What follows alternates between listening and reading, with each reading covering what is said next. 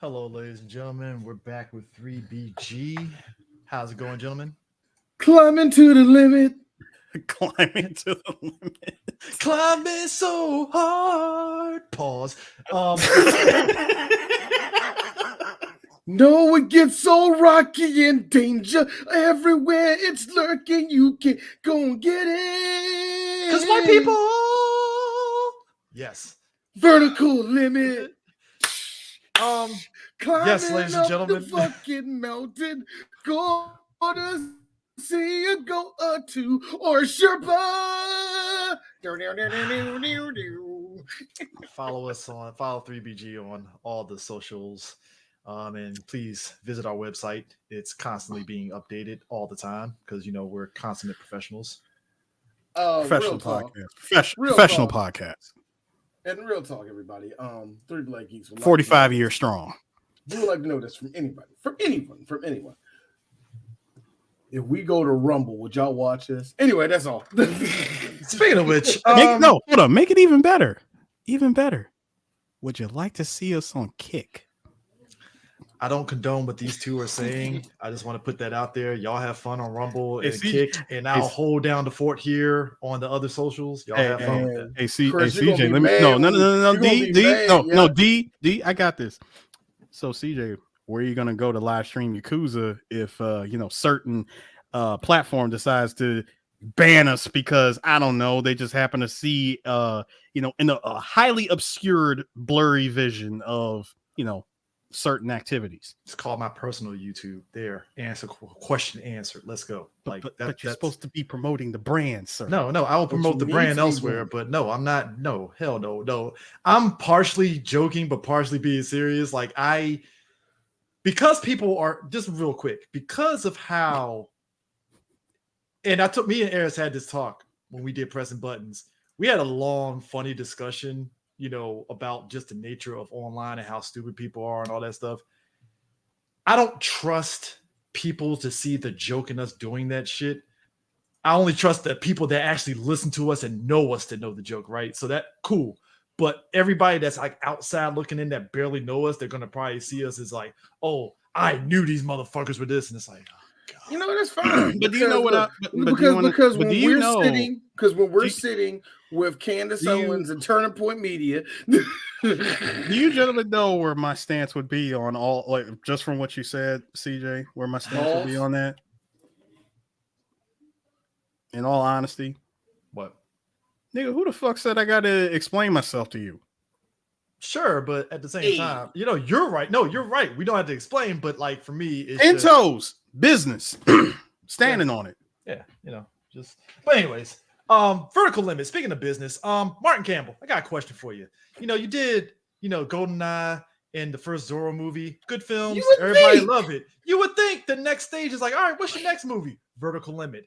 And as Tevin pointed out, Vertical Limit, no bullshit. I didn't know it was 2000s because Chris O'Donnell's young ass looked like he was from early 1990s the way he looked. I'm going to say it. I'm going to be the first to say it. This movie came out in 2000s, but how are you walking? I mean, how are you rocking the Paul Walker before Paul Walker? Right. Also, he was rocking that shit before Paul Walker around this time, no bullshit. This is before Fast and Furious. He did a movie with our boy. No. He did this movie with our boy from the Fallen, the Angels Has Fallen, and all that. Gerard Butler, where they went back in time and shit. And it's a young Gerard Butler and a young Paul Walker. It was a weird time movie. I think it was it was Timeline or some shit like that. Oh my god! Wow. Pull that out of nigga. Or he beat Fast and Furious blew up. But you're right. Chris, I thought this movie, no bullshit. I thought this movie was 1995. When I saw this movie, I was looks like it came out. This movie looks like it came out in 1997. It looks like it came out. If somebody would have told, look, because we were alive at that time and we were old enough to know, we could look at it and say, "Yeah, that's 2000." But really, you sure this one filmed in 1998? You did Mask of Zorro. You were here, boy. Everybody loved Mask of Zorro. And then you were like, hey, Chris, easy with that, everybody. No. But critics and people they enjoy it because it's Zorro. You got Antonio Banderas and fucking Michael Douglas White. God damn it. Catherine Zeta-Jones. Catherine Zeta-Jones. And Anthony Anthony Hopkins. White, but she's all the way well. Yeah, Anthony Hopkins mysteriously playing a Spaniard. That was weird. But like Anthony Hopkins played Spanish people way too much in his life. He had a man and was like, "You're Spaniard now," and I'm like, "Sure." Yes. I can be spicy nigger. Kept his British accent and all, and he's teaching the Spanish guy how to be Zorro. That is even his death at the end of that movie was like dies in Anglo-Saxon. It really was. I was like, yo, I love that movie, but you're right. It's like, I love how Anthony Hopkins, much like Anthony Quinn, got to play every shade of white. Even our boy from Breaking Bad, that was in his last movie was the Breaking Bad spinoff El Camino. Robert Forster. Yeah, Robert Forster. He's another one that played every shade of ethnic thing. Like he was a terrorist. No, we already talked about that. Robert Forster had nothing to do. He was like, all right, I'll play terrorists. Got to pay off this Bonneville somehow. Why is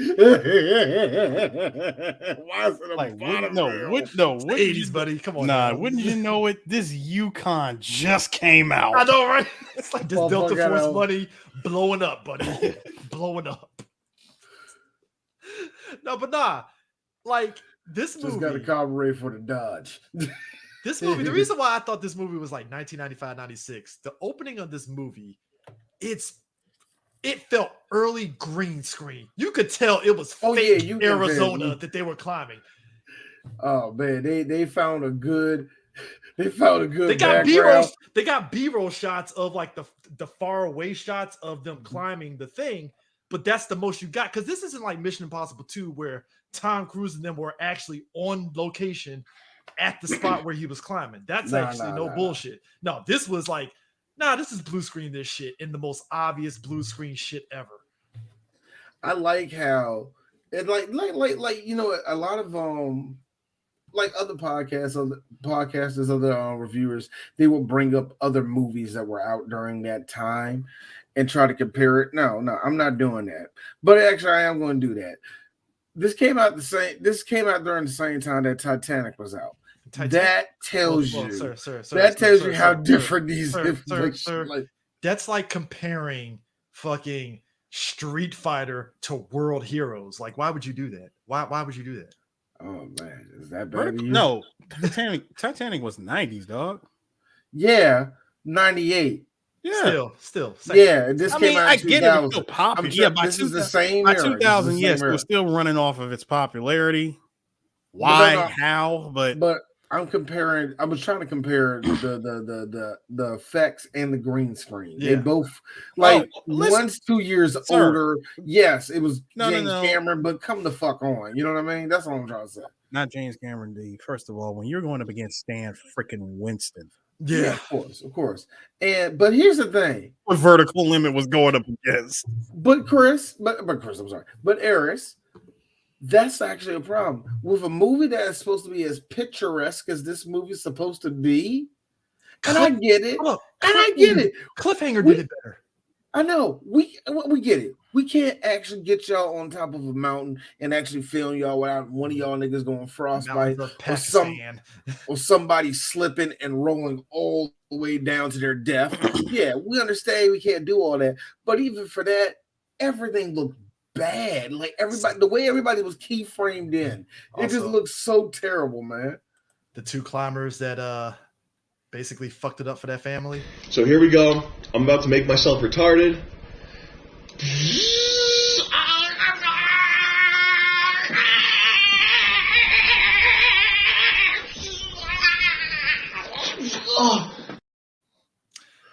Yeah. Number one, those two climbers, that's nightmare fuel. That is nightmare fuel. But also, I like how the father literally called them out for their stupidity as they're falling. Like, yeah, we got a bunch of fucking amateurs. Oh, I'm like, we're dying. I feel bad for the one dude, right? The one guy, the one that's wiggling like that guy, that one. The other guy just kaplooked. You know that one, yeah. The way he fell down, you can't tell me there's a print of him on the ground. You can't tell me it's straight up. It's straight up Looney Tunes. No, Eris is dead. Eris is dead. I know. Hey, Eris. You all right, man? All right, buddy? Buddy, you hey, all right? Hey, little guy. Yeah, hey, you all right? Hey, I will say this, though, about this film. This is a running thing for this film. I will give Martin Campbell and the writers credit. When shit's dire, they don't pull bullshit out their ass. It's, well, go ahead and cut that rope. We're dead. I like sit down. That's a very real thing here because it's like no. All right, cool. Cut the rope. Makes sense. Fuck it. You know, like hold on. Hey, Sunshine, how you doing? Chris, you could not do that to me, man. I am asleep. I told you it was gonna come out of nowhere. That as soon as he showed that video before we hit record, I was like, perfect. No, as soon as you played, I'm like, Negro, I am asleep. Oh God, that was funny. Yo, boy. He's trying to tell him to calm down. You got fuck down, bro. Like, hey. Let me tell you something. Chill. All right, so I understand in a movie like this, we're supposed to be a lot of facial expressions and all the rest of that. I think we all can agree. I've seen enough of Chris O'Donnell's and Scott Glenn's face for a while. I think I'm done for a while. Robin Tooney as well. Robin Tooney, yeah, I've seen enough of her face. She's the woman that. You know what? Same thing for Bill Paxton. I love Bill Paxton. If I see that nigga one more time, Robin Tooney, aka Sarah Michelle Gellar, has your career, Robin. I did this movie, and I did this movie. Shut up, both of you. You are correct, yes, but and you know who also underclipped her a little bit. Homegirl, she's all that clipped her a little bit too. Oh yes. Not Jennifer Jason Leigh. God, what's her fucking name? I want people to understand, like, The Craft was her breakout movie. That was the movie that put her on the map. Yeah, she did. And she didn't see No Man at Empire Records, but it was really The Craft that put her, like, luckily for her, she turned 35 years old and still looked halfway good and carved a career at CBS. hey, look, when in doubt, CBS will see you. Hey, CJ, you know something? She actually was a part of the group of actors that did these sort of things in the movie. No. Prior to this, she did End of Days. Oh yeah. And in the same year as Vertical Limit, she did Supernova. Supernova was a very weird. That was one of those sci-fi movies that came out in the 2000s that if you didn't see it, you wouldn't think this movie even exists. Here's what sucked for her though. You're acting alongside Angela Bassett. Sorry. But hold on. But she did get the consolation prize of being on Prison Break. Let's be real. Who wasn't on Prison Break? Hey, Rachel Lee Cook. Thank you, bro. Man, Rachel Lee Cook at home. Like, well, you can't get Rachel Lee Cook. I think Rachel Lee Cook, like, she could have been in Vertical Limit. It's younger, but that's what I'm saying. Rachel Lee Cook is younger. So even when she's like, well, you know what, nobody else looks like that, here come Rachel Lee Cook. Don't worry. We didn't know that the Half-Life battery on Rachel Lee Cook was only 4 movies. We did not know that. We thought she was going to be in everything. Nope. Hang on, D. Even you can agree with me on this. She carved out some kind of career for herself because she made it out of Encino Man. That was her first movie. Well, I mean, Encino Man, Encino Man wasn't. That was 90s. Now that sure. Oh, Encino Man is that movie that you ridicule now. Do you ridicule? I think that's bullshit. No, it doesn't. It don't get ridiculed. Son-in-law, yes. Encino Man. Biodome, yes. Biodome, yes. Encino Man. No, Encino Man is on that half and half scale. That's where it is. Yeah, Brendan Fraser came out pretty good out of it. He did too. He came out. Look. Brendan Fraser came out of that pretty damn well, man. Sam from Lord of the Rings came out pretty good out of it. I'm just saying, Eric, think about it, man. Brendan Fraser only got molested by 2 producers on that. He was doing fine, so everything was good. You're not going to besmirch the man that put the Mummy on the map, the Mummy franchise on his back. Oh God! Look, I don't know how the Mummy franchise survived after the second one, to be honest. Shit, man, yo, if this was the old days. Yeah, now, well, the thing about the old days, the old days. It's because of one. That's all I'm hearing from. Brendan Fraser is Brendan Fraser, and he, God willing, he carried that third movie despite the all-star casting of. Can't even get it out now. That me saying all-star cast is just. Let's just say it was a thing that happened. Stellar cast of Michelle Yeoh and Russell Wong and the who's who of Asian actors. Look, gentlemen, I would just like to say I'm glad we're doing this movie because I just happened to find it when I was transferring all my VHS tapes to digital. And one thing I love about recording stuff from the 80s and 90s is always the movie spots, the movie TV spots and commercials. So when I saw the TV spot for Vertical Limit, I said, "Oh, gentlemen, do you remember this movie?" I like how Stuart Wilson, aka let me real quick. Grand open, grand closing. It's like, oh, cool, gotcha. He's here. Now, Aries, let me pack it. Let me basically give you my version of what happened. Where that was your side of it, where you reminded us of it. All right, about 4 years ago, I was talking to our boy Charlie. Me and Charlie were just throwing some movies out, some ideas that he thought that we should do, and all the rest of that. This movie did come up on it. This and Drop Zone came up for me. He's like, y'all should try those. And I was thinking, like, those are, I'm like, and I cannot find this conversation no more. But there were at least 4 movies he picked where they fell into that jar of pure, it showed up and disappeared the next week in movie theater movies. And then in the case of Drop Zone, where it's like, that movie was actually pretty good. Like that, you know what I mean? It falls in that category. I've been trying to find, like, I didn't put this on the list. I'll be real, I didn't put this on the list. But I remember seeing it, just the trailer. I'm going, oh my God. We should do this one day. And it just went into hiding for the last 4 years. And then Eris, probably not even a month ago, do y'all remember this? And I was like, how does the nitroglycerin come into play? That's where it got deep. Yeah, this movie gets weird. This and Chain Reaction are 2 movies where I've been trying, like, we're going to do them one day. Because the thing about this film is, of course, it was a paperback. Number one, this movie doesn't have a villain. It doesn't. I think it does have a villain. Yes, it does. Snow, Pakistani Snow. 2 villains. Actually. No. What I'm saying, 3 villains, technically. No. Villains in the traditional sense. What you have is basically people that are in real life. What is not more traditional than Mother Nature? No. I don't count Mother Nature. Let him cook. What I'm saying is, let him cook. No, let him cook. Let him cook. People that are in fight or flight mode, and when you're in fight and flight mode, self-preservation comes in.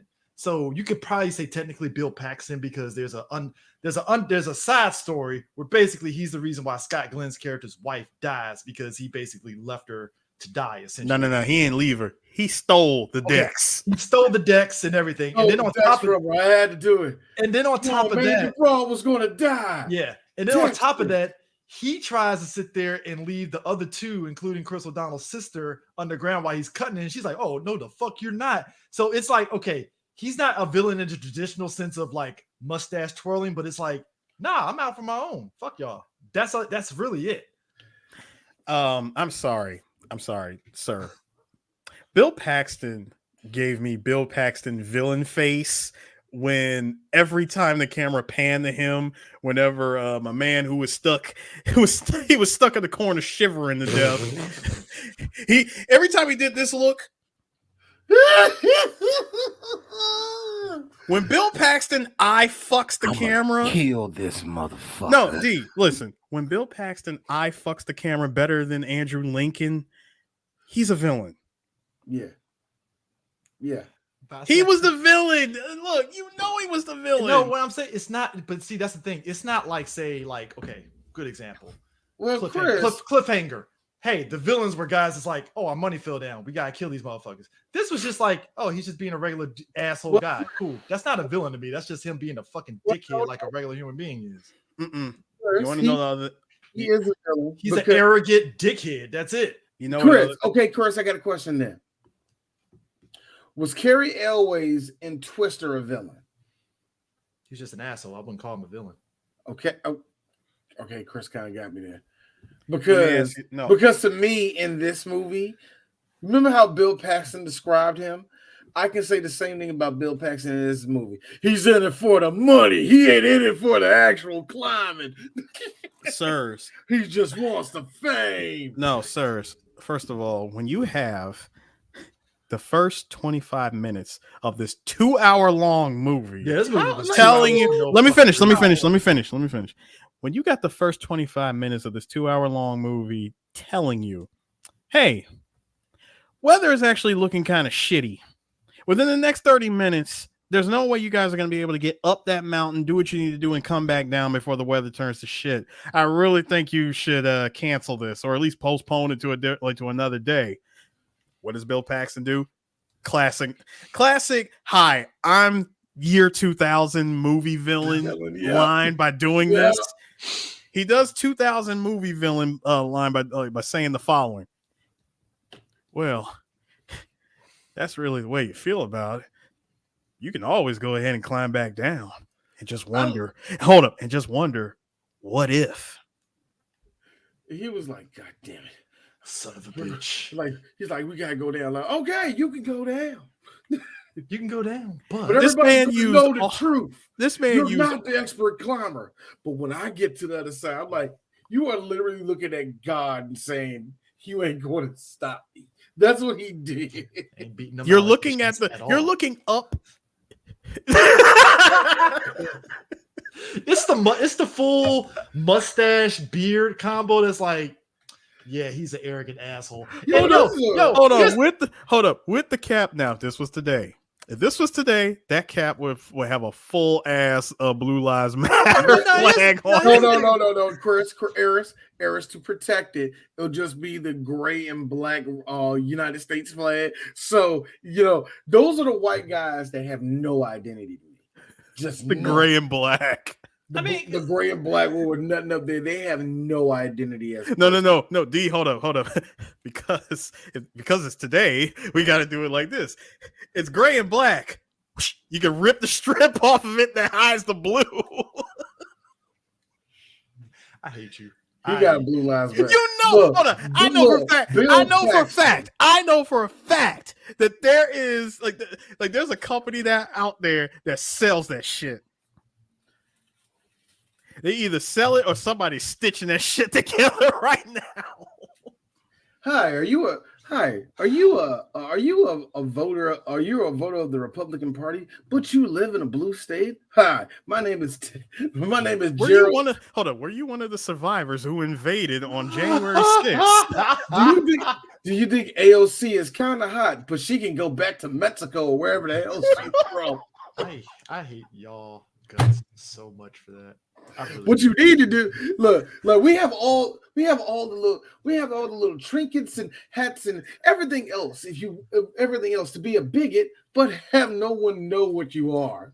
We have various assortments of Punisher skulls. We have in red, white, and blue. Blue lives matter. We even have it in transgender rights matter. I mean, that ain't really selling, but we have transgender rights. We also hold on. We also sell don't tread on me mugs.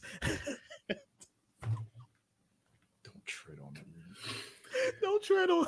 Hold up. Don't tread on. And me mugs. Hold up. And if you Hillary did it bumper stickers. And you also get a free Kid Rock CD, Devil Without a Cause. Hey, that album still. It still slaps. I ain't gonna lie, it does. No. Hold up. Here's a little kid. Why are there so many copies in this house? In this room? Shut up, kid. Shut up. We don't talk about. Hold up. Listen. Limited to the first 1,000 orders will receive. We'll receive your own size BIB based in bigotry t-shirt. Keep it in 2000s though, and all this for a retail price of $19.99 with $5.99 shipping in. Now I know what you're saying. Is this some kind of scheme? No, it's not. We just want everybody to know that the GOP believes in real values, Christianity. The government shouldn't be in our back pocket, and of course, Christianity. For we all believe in the Lord Jesus Christ, and the Lord Jesus Christ said, "Nay, poor people are icky. We should have all the money." We already know all this. So, what is stopping you from joining the GOP and all of its splendor?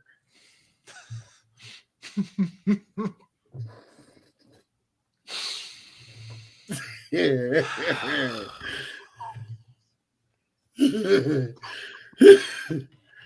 Let's go. We have no more Let's Go branded t-shirts. They flying off.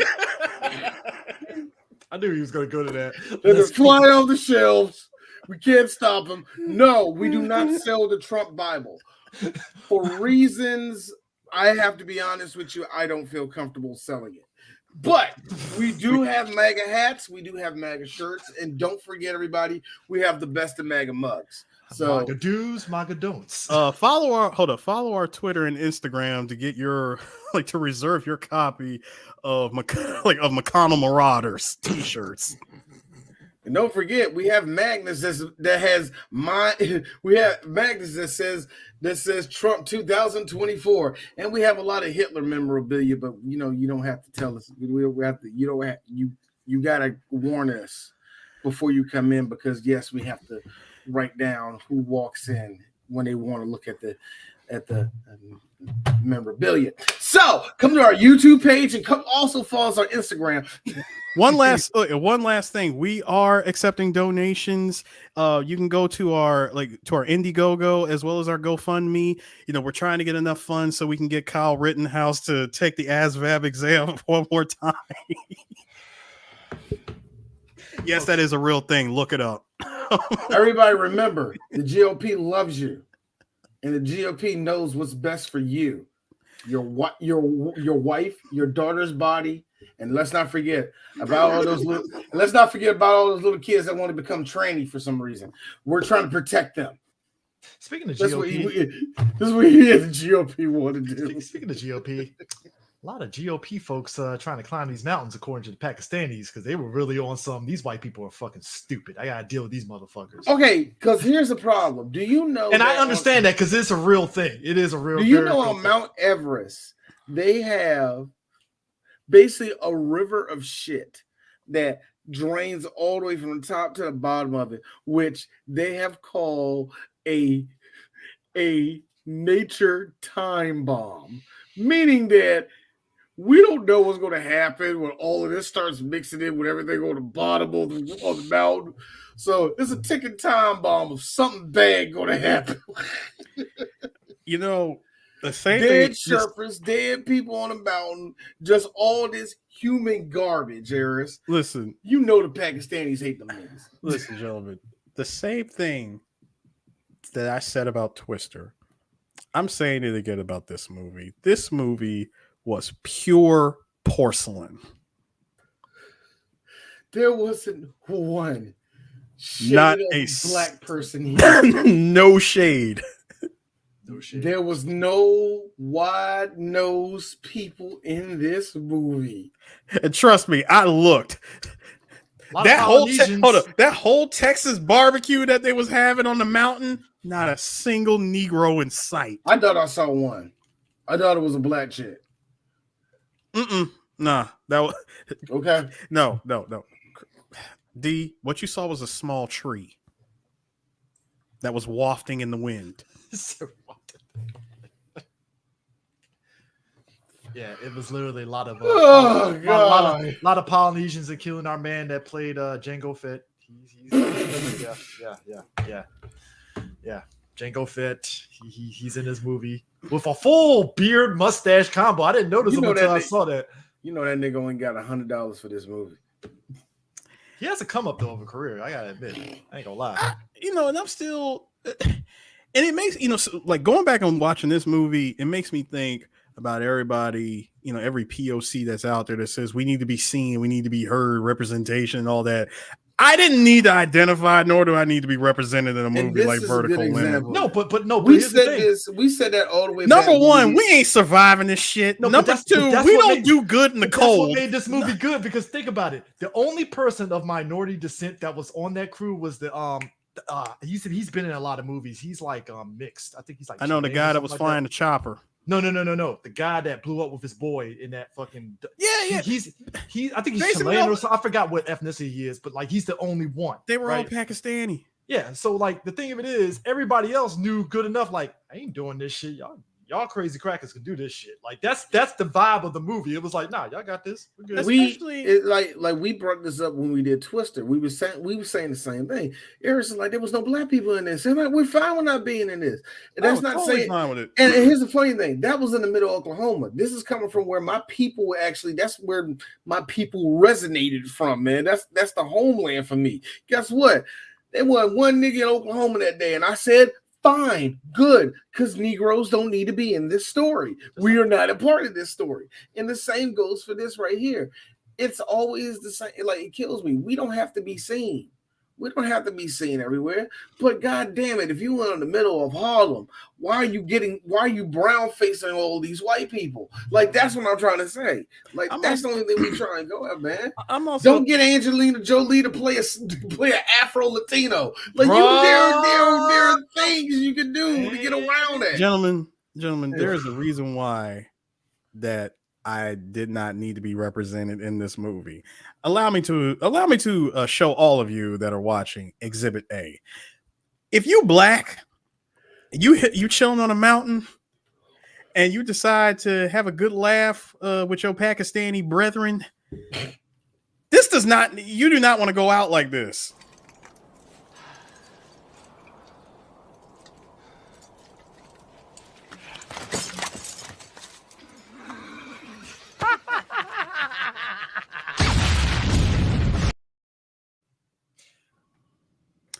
For context, I was willing to explain it. So the MacGuffin of this, I don't know. It's not a MacGuffin. It's not a MacGuffin. So this isn't because the movie wanted to add even more heightened tensions, because I guess Mother Nature isn't good enough for tension. They have some experimental explosive that has so many fucking rules to it that I'm like, who the hell invented this bullshit? First off, apparently this thing, you can't put it in direct sunlight, which why? Okay. Exposure, which is weird. And the thing is so fucking volatile that earlier in the movie, when the shit is on a guy, he had to stay still, untie his shoe, get his foot out the shoe, which they don't show, and he threw the shoe and it blew up. And I'm like, who invented this? No, the dude, first of all, the shit was already leaking onto his shoe, and if he moved it, any kind of seismic activity that with this liquid, by the way, would cause it to explode. Now, when my man said, "Stop, don't move," he unties the shoe, and like you said, off screen gets the shoe off. He does this move. He does this move of carrying it out like this. And then yeets it off into the great beyond. And we see the biggest explosion. I said, bro, that came from a leak on a shoe. Here's a better question for you, D. Here's a better question for you, Chris. How come that didn't cause an avalanche? Well, because you got to understand, sir. They weren't near any sort. They were on the mountain. Don't matter. No, it does matter. See, now you're putting a giant plot hole. That doesn't make sense, Chris. That does matter. They're on the mountain. He yeeted it into the great beyond. There was a clear explosion. We saw snow move, but yet no avalanche. You're right, but so don't say that it doesn't matter. At the end of the day, it doesn't matter. Because the movie decided it wanted to. The movie had no rules, so it's like fuck it, why not?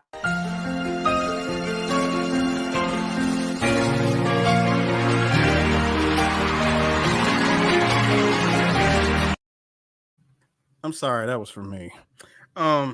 No, you put like you said, you put together this crazy ass experimental explosive that's used to melt the snow. That's the whole point of this thing being in the movie. The whole time they were carrying it, I was thinking of that part from Arkham Knight where Batman has to carry this big ass bomb with the same kind of explosive, right? If you run with it, it's gonna blow up. If you do any kind of crazy vibration, you're gonna cause it to be volatile and explode.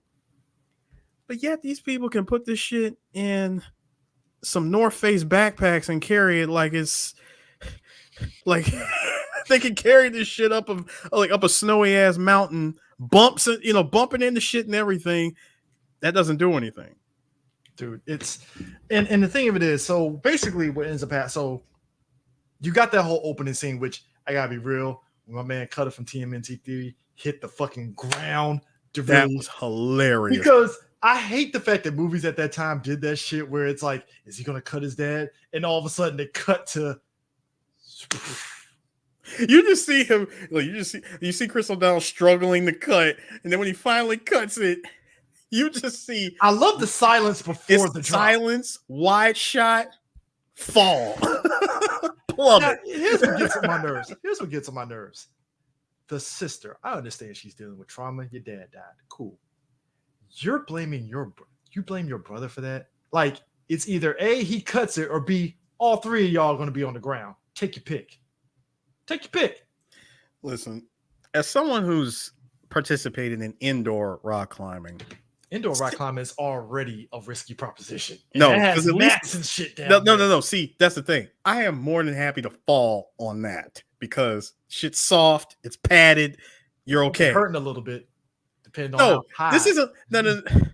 See, that's the thing. You don't go up that high. Now, if you're doing the bouldering, no. I'm talking about if you're doing the bouldering. If you're doing the bouldering, you do not go up that high. It's different if you got the freaking rope and all that shit. Now, if you're doing that kind of rock climbing, that's different. Bouldering is a whole different other thing. What these people are doing, this is the shit I don't do. Like I said, cliffhanger to me, and we saw even the opening of cliffhanger when old girl's fucking shit was fucking up and stuff. That was scary. And again, that was early green screen too in that movie too, when she's like hanging and stuff. But like, it's like past that though, it was just kind of like, all right, she's blaming them for that, and now she's actually leading an expedition. She's helping Bill Paxton and them lead another expedition. And the big thing about this is that there's a storm coming, and they're doing this whole I'll aim for nigga. Cut the rope for the bushes, all right. Yep. But nah, they're doing this thing of, okay, there's a storm coming. Well, there's about an 85% chance of it's missing us, so we should be good. And it's like, but that 15%. Where do you get these from? I mean, they had no. There isn't a single meteorologist on this entire expedition, so I want to know. Well, be real, it's meteorologist logic if you really think about it. I know, but I need like an actual person. I need actual science to back that up, because everybody. I don't need science. No. I'm talking about I need science to just back up these people saying, "Oh no, we got a chance of it passing by at least by 80-something%." Show me the proof. I'm sorry, I'm not taking another step on this damn mountain until I see some proof. Sister, where's Rick? Where's Rick? Don't care. Yes, it is. Where's Rick? Give me the information. Cite your sources. You know what? That's why fact checking. That's why us as black people can't be in there, because they'd be that one black character. Hey man, cite your sources. I ain't going up on here. The other way I would also say it. Show me the long box. Or to quote Whitney Houston, I need the receipts. I need receipts. But no, but that's the same thing. That's what you tell somebody when they think they know comic book logic, and when they clearly don't. That's when you tell them, "Show me your long box." So Scott Glenn plays Montgomery Wick. He's a reclusive, and as we said before, Bill Paxton, his character, was the one that basically killed his wife. But Scott Glenn is doing the old weird sage white man shit. I mean, Scott Glenn can kind of sort of get away with it because he's Scott Glenn, of course. You know. What I did like about Scott Glenn is we see him, my ethnic wife. I like how he shows up with clear 2000s beard. 2000s, old man gruff. Like 2000s scruffy ass beard, and we get to see him cut it off, and then he turns into old man Snake. Can you imagine if that was Sam? I'm mad his last name is Wick. That made it worse. Montgomery Wick. Montgomery Wick. Montgomery. Can you imagine? You know what? I'm gonna be real.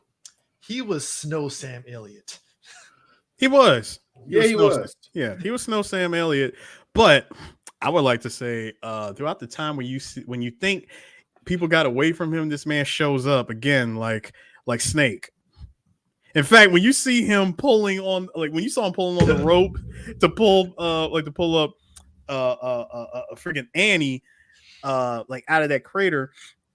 I saw this man pull her up, and then I'm also seeing him with the bandana. I was like, son, he's got infinite ammo. You're muted, D. I was hoping that they were. I was really hoping that you was going to mention the Bering Strait or something. Seriously, I'm like, dude. Once I saw that show, I was like, son, he's got infinite ammo. Well, hold on. We are in Pakistan, so that might be more peaceful. I like how Wick, Vaughn is doing, like, you put the picture up and stuff where he's all like, oh man, a toast. This expedition is going to be great. Here comes Wick. Like, okay. Here no, I like how he was this nigga was in a busted members only coat going, what about the survivors? What about the people that get left up there? I mean, but these what are happens questions. But what happens when you can't? That mountain is taking better men than you. That type of shit. Well, let's be real. By the end of the movie, this was basically Wick and Vaughn. Look at us. Hey, look at us. Look at us. Huh? Who would have thought? Not me. I mean, hey. Come on, man! Don't cut it. I love how he went from I like how he went from Texas acting back to Bill Paxton being Bill Paxton. I'm about to say straight up Bill Paxton, uncut Paxton. That's what happens. That's what happens when they turn the set down to 30 degrees to make it authentic. Oh, that was a set. That was a whole ass set when that happened. I know they did actually shoot this on location. Yeah, they filmed it they filmed at certain parts in K2 and also Pakistan and was it New Zealand and United States and stuff. Yeah, freaking Queenstown, New Zealand, and the US. I could see the New Zealand's happen in this movie in certain parts. I was like, yeah, that's New Zealand, of course. Like, that looks too picturesque and mountain. It's a beautiful mountain. I gotta be real. Look, beautiful mountain. Look, there is looking kind of resortish.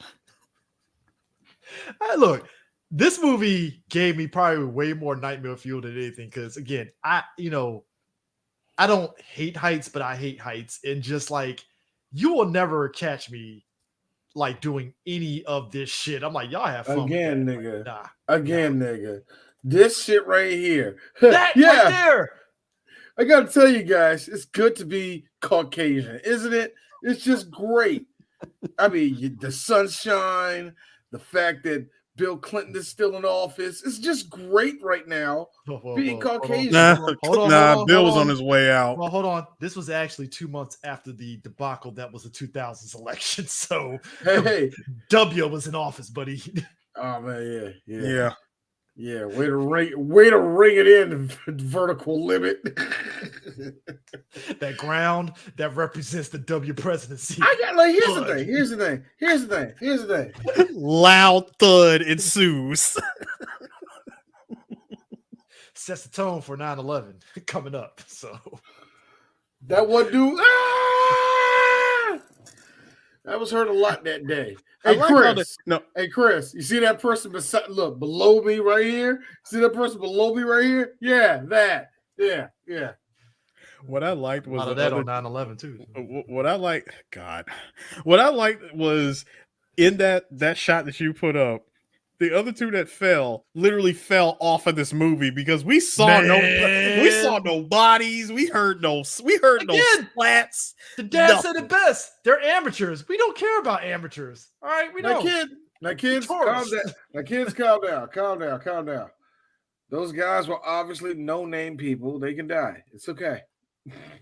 We're in Arizona. Nobody comes out here. Come on. Really? This is Utah. There's a bunch of Mormons, maybe, but there's Mormon and that one Native American guy going, "This is my land." Whatever his problem and is. Also, I need both of you time life listening motherfuckers. Again, that's not racist because that's not Native American. That's really? Because what I found out it's is still just ethnic sounding enough. No, Aaron. It is ethnic sounding. Not when I tell you what it is. It's just some Polish nigga just going. It really is. It's a Polish song trying to masquerading as a Native American song. Oh boy! Somewhere Blackfoot is like weeping at the fact that Polish person really did that shit. Somewhere Bjork is going, "Oh my god, finally!" People. It was a banger. I would never understand the phenomenon. Like, I get Beck, right? Beck, all right, cool. I get you. You have Beck, some, no. You got some hits, all right. Beck has what I like to call white guy bars. It does. In the time of chimpanzees, I was a monkey. Nigga, that was a bar. That's a bar. Bjork is just like, so somebody just saw you yelling and said music. Is that what that is? Is that what this is? All right, cool. What is it? Because that's ethnic to white people. No. Let me stop. I'm stopping both. And I'm not trying to. I'm stopping the both of you. I'm stopping the both of you right now. CJ, her hot moment was us seeing her turn into a 1999, early 2000s Tiger in that song Hunter. I still don't understand. That was a weird video. Of that video. That was a weird How did video. It win? Because it was weird. Right. We're dating ourselves on this. Guess what? That's when kids, there's this wonderful thing called music videos, you see, and TRL premiered that video, you see, and NSYNC and Backstreet Boys and Eminem and all your favorite white people. They were the top 5. All your favorite white people. Son, top 5. We got to see her turn into a Beast Wars era tiger. I got a question. Tigertron Maximize. What did her turning into a liger had to do with anything? Not a goddamn thing. This is the only problem I've been having with that.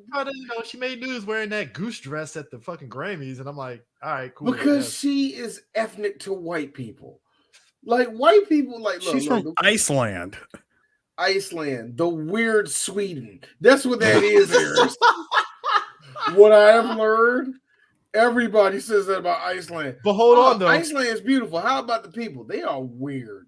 It's like good place to vacation. They got a lot of hot springs and everything. Good place to vacation. Yeah, good place. Outside of that is and like it's weird. Yeah. White folks' version of scam. You know what? One thing I've learned. The one thing I have learned with white people, I have understood. Hate the both of you. Hey, look, man, look. I hung around white people in the military. I'm like the white people whisperer a little bit. So yeah. The white people whisper. Eric, Chris, we have a movie coming out. That's what's that called? Magical Negro. I'm the better magical Negro, except I don't help you. You're just gonna hang yourself. I'm just there just to watch. I was really look. When y'all are in trouble, suddenly my powers don't work. I'm just watching y'all get in trouble. I'm just like, yeah, I'm not here for. D, I thought you was a magical Negro. Oh no, I'm a magical, happy Negro man. That is not helping you. Happy black boy magic is what this is. All right, this is caring for black men, young black kings. Is what I look at. I'm what you call a part-time magical Negro. I only help out. My shit runs off of AT&T 90s AT&T powers. It only works between the hours of 9 and 12. I gotta be real. If this movie had if Vertical Limit had a magical Negro, he actually would have helped out Montgomery Wick and magically resurrected his wife or some shit. No, it would have been. Bruh, she been frozen in that spot for 3 years. Matter. No, magical Negro powers, resurrection. No. Okay, you were trying to tell me, sir, you're gonna magical Negro this? Yes. Son. That is a statue that we're looking at right now. It's been sitting there for the better part of 3 years. I'm frozen. Say, under ice, under snow and ice too. So look. This is what would have happened, Harris. He would have did this slow thing. It would have did something like little.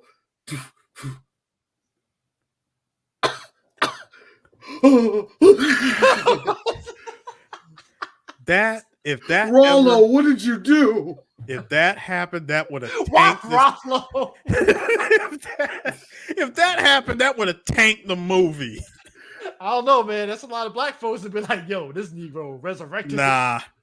Stupid Negroes messing up the movie for everybody. Oh, go back. Hold on, go back. Listen, I can't tell you how many times I laughed at the snow stash and beard. Hey, look, man. I really like how they did a good job on spray painting the coldness in his face. I love it, man. Bill Paxton gave his all for every role he was in. Hang on. Did y'all also did y'all also like how Bill Paxton, when he saw Wick coming at him, he decided to give Crystal Dynamics and ideas? Yes, Crystal Dynamics ideas, because my man picked up the same pickaxe from Tomb Raider. Harris, get the hell out of here with that. It's the truth, Nick. I say this as somebody that played all 3 of the Rise of the Tomb Raider trilogy saga. You're right. Yeah. You're right. Bruh, hold up. This man picked the shit up and cocking it back like this. I'm like, bruh, you cannot hold and mash the X button. You're going up against a man with infinite ammo. I need you to put that down and stop it. You know what? I played those 3 games, and after watching Vertical Limit and even Cliffhanger, I remember playing it was either Rise or the one previous to it, where it's like she's in the snow and she goes in the cave, and it's the first of like the tombs and stuff. That's that you could rate.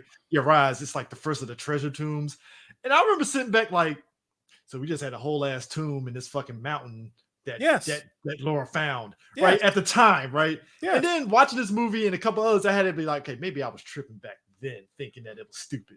All right, so I was like, all right, you know what? Yeah. Gotcha. Look, if we can find a whole ass statue under 3 years of snow and ice, dog, I'm sorry. The second I saw a stiff body and it was a woman, I know that ain't who I think it is. I was like, that ain't his wife. Yeah. That ain't his wife. Look. You know how everybody likes to say, small world? Small world only can... I get how small world works. Like, you just didn't know that person was related to you. You didn't know that person that you met at a party one time worked with your best friend or some crap like that. Whatever, you know what I mean? Small world happens to everybody. Like, you didn't know that you and somebody from high school grew up actually beside each other, actually moved around the same neighborhoods. You know what I mean? Shit like that happens, yeah? Yeah, I mean... Know what happened right there. No. He just so happens out of the thousands of bodies that got lost up on those up on K2, just so happened his wife, perfectly preserved. Hold on, still wait a minute. You know that she's supposed to have the decks on her at all times. Full empty canister, by the way. I didn't know that. Hey, Chris, now, all right, Chris, call D stupid or whatever you want to call me. I didn't know that a demon hit you that fast. But then again, it's cold. It's cold, so I didn't know a demon. I didn't know a demon just snuck up there like, nope, you got a demon. No, we're already past pneumonia. You're gonna die. Look, because I mean, you're thinking about it. It's like past like -1 degrees. It's like now. This is the cold. best part. I like that the edema worked like fox dye in this movie. Yeah, there's stages to it. Did you love the look? Bill Paxton. See, he already got it. No. You know how I find it funny that Vaughn ended up catching it once he killed my man, because when he's like putting his hand over his hand, and all of a sudden he starts coughing like, oh, I'm like, oh, now you got fox eye, buddy. This man, or no, okay, not necessarily fox dye, because fox dye would lead to everybody dying. In this case, fucking edema in this movie was working like Las Plagas. Yeah. It's Las Plagas because it's more Las Plagas. Because think about it.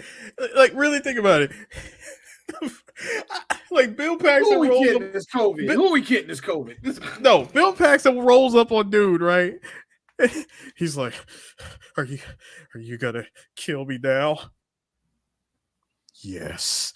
My man took an empty syringe and just stabbed him in the neck. Dog. The second he said, I saw that air, I was like, I saw that pull. Hey, the second I saw that D.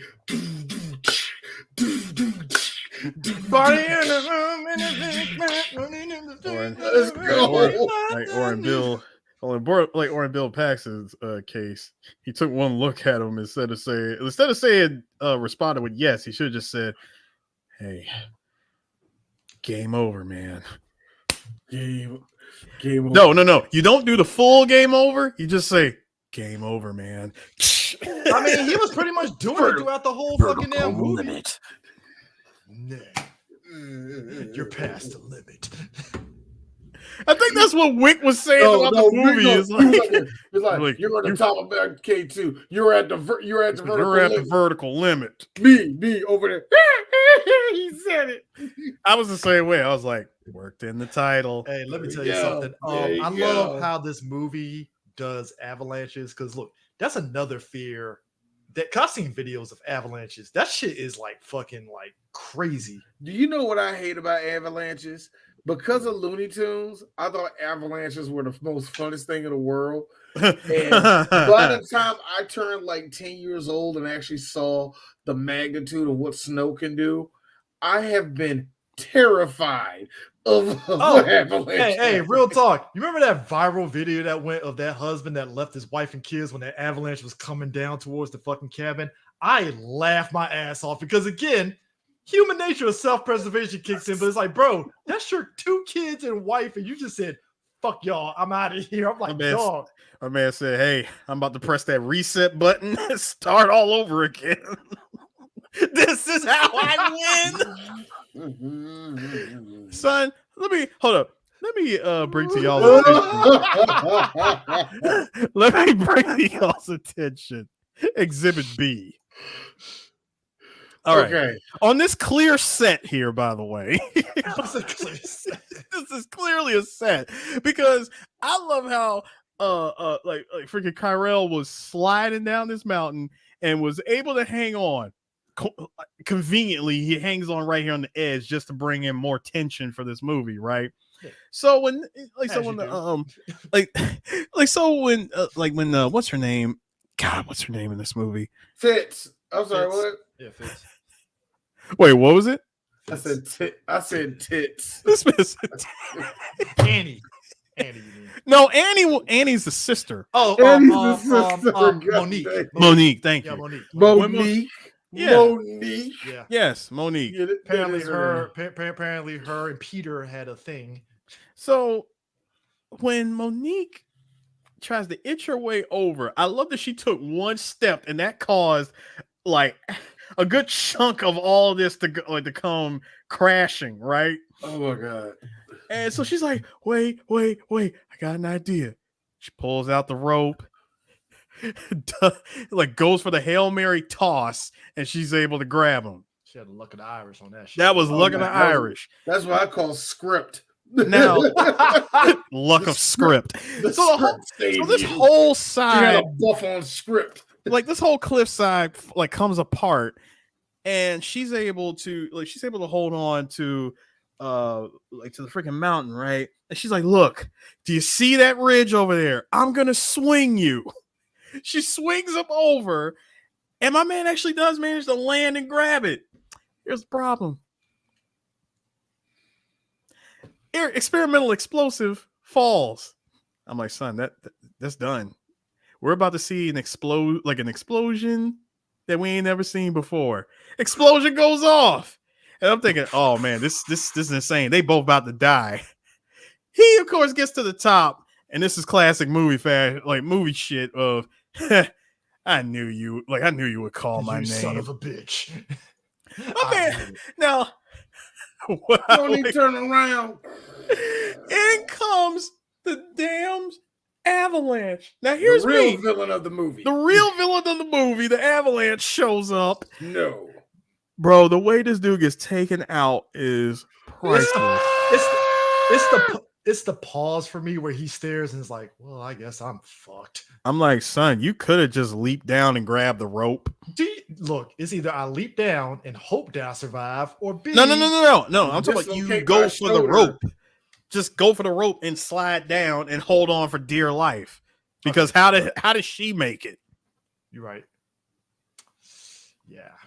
I mean, look, I'm not asking him to pull a full ass Xander Cage and come out of the freaking avalanche and talk about I love the smell of fresh powder. Xander, you should have died.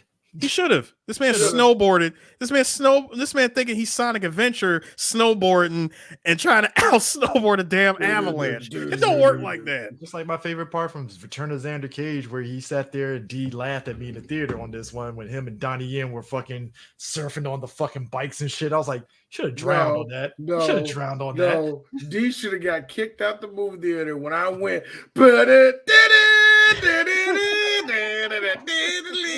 This is the stupidest thing I ever seen. Well, to be fair, D, we both kind of got the nasty gram afterwards. Like, you guys were really loud in that theater. I'm like, really?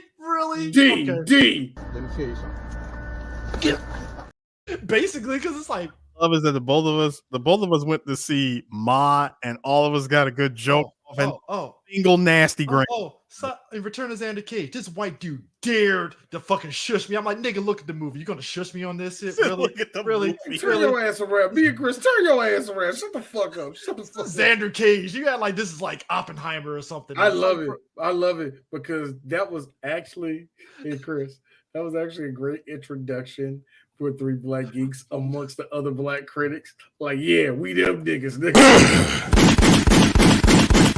Oh, they loved us after that, man. That was. They love this. They're like, I love Chris. Why they mad niggerish for no damn reason? Oh no, but all three of us got it from Ma. Oh, we got it from Ma. We got it from Ma even better. Ma was fun because we knew that movie was a piece of shit and we just had fun with it. Yeah. No, it's just hey, Octavia ain't caring. Therefore, uno, dos, and tres ain't caring. So let's do this. Hey, look. She got her fucking Bloomhouse money. It was like time to eat this up. She got that look. She got her Bloomhouse money. Back when that meant something. First off, it still means something. No, it don't, Chris. It's still low budget. Hey, Chris, I saw Imaginary. Nobody should get paid for that movie. I'm gonna be honest. Chris, I'm always rooting for everybody black. I do feel bad for the sister that was in that movie. Like, no, you should feel bad for her. But she lowered all her stats to CJ, listen, CJ. You really did. CJ, listen. I need you were in Jurassic Park and then you said Imaginary. CJ, you gotta gentlemen, you gotta understand when you want to get a fully spec'd out TRD Camry, you do a movie like Ma. Why do I gotta feel that? I tell you got that joke too. She probably do. I feel like she either get look. You know how we like. She got it for a nephew. You know how we make fun of Bokeem Woodbine for buying mediocre cars just for the hell of it? Like, what you get this time? I got a Kia Spectrum 2005. Hey, Bokeem winning now because he in Halo, so that money is like how that Halo money ain't as good as you think it is, but you know, look at the new whip. A 1989 Geo Metro. You know they don't make them like this no more. I did buy a third townhome, so you know it's all good. Don't do that. It's actually a rental property, but I feel like Bokeem. I flip that shit. You know? I feel like Bokeem. It's actually a rental property. Don't say that because every town Airbnb, bitch. Hey Chris, hey Aaron, you're part of the problem, Bokeem. No, it ain't, because you know Bokeem is mad niggerish too. Every one of those houses are actually a studio for You tell me he bought the demo house? Oh my God! No! Every one of them has a music studio in there because my man he got a own record label. All 6 houses, they got their own record label, but they're gonna come together and make one big. You don't see my vision. When they come, they spread together like butt cheeks. Basically. Yo, Bokeem yelling at his wife. His wife ain't leaving him. It's just he be buying stupid shit. Speaking of stupid shit, there's plenty of stupid shit. This was some stupid shit that didn't go nowhere. So, I'm an atheist. You really just gonna sit here and just pray in front of me? You know why that ain't go nowhere, Eris? I liked how we had one dude who showed up as a sexist. His dick was out actually in the beginning of this movie. Dick's out for sexist. Like he was an asshole.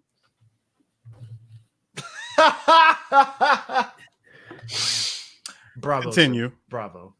Continue. I had a match, so I got one pregnant too. Oh.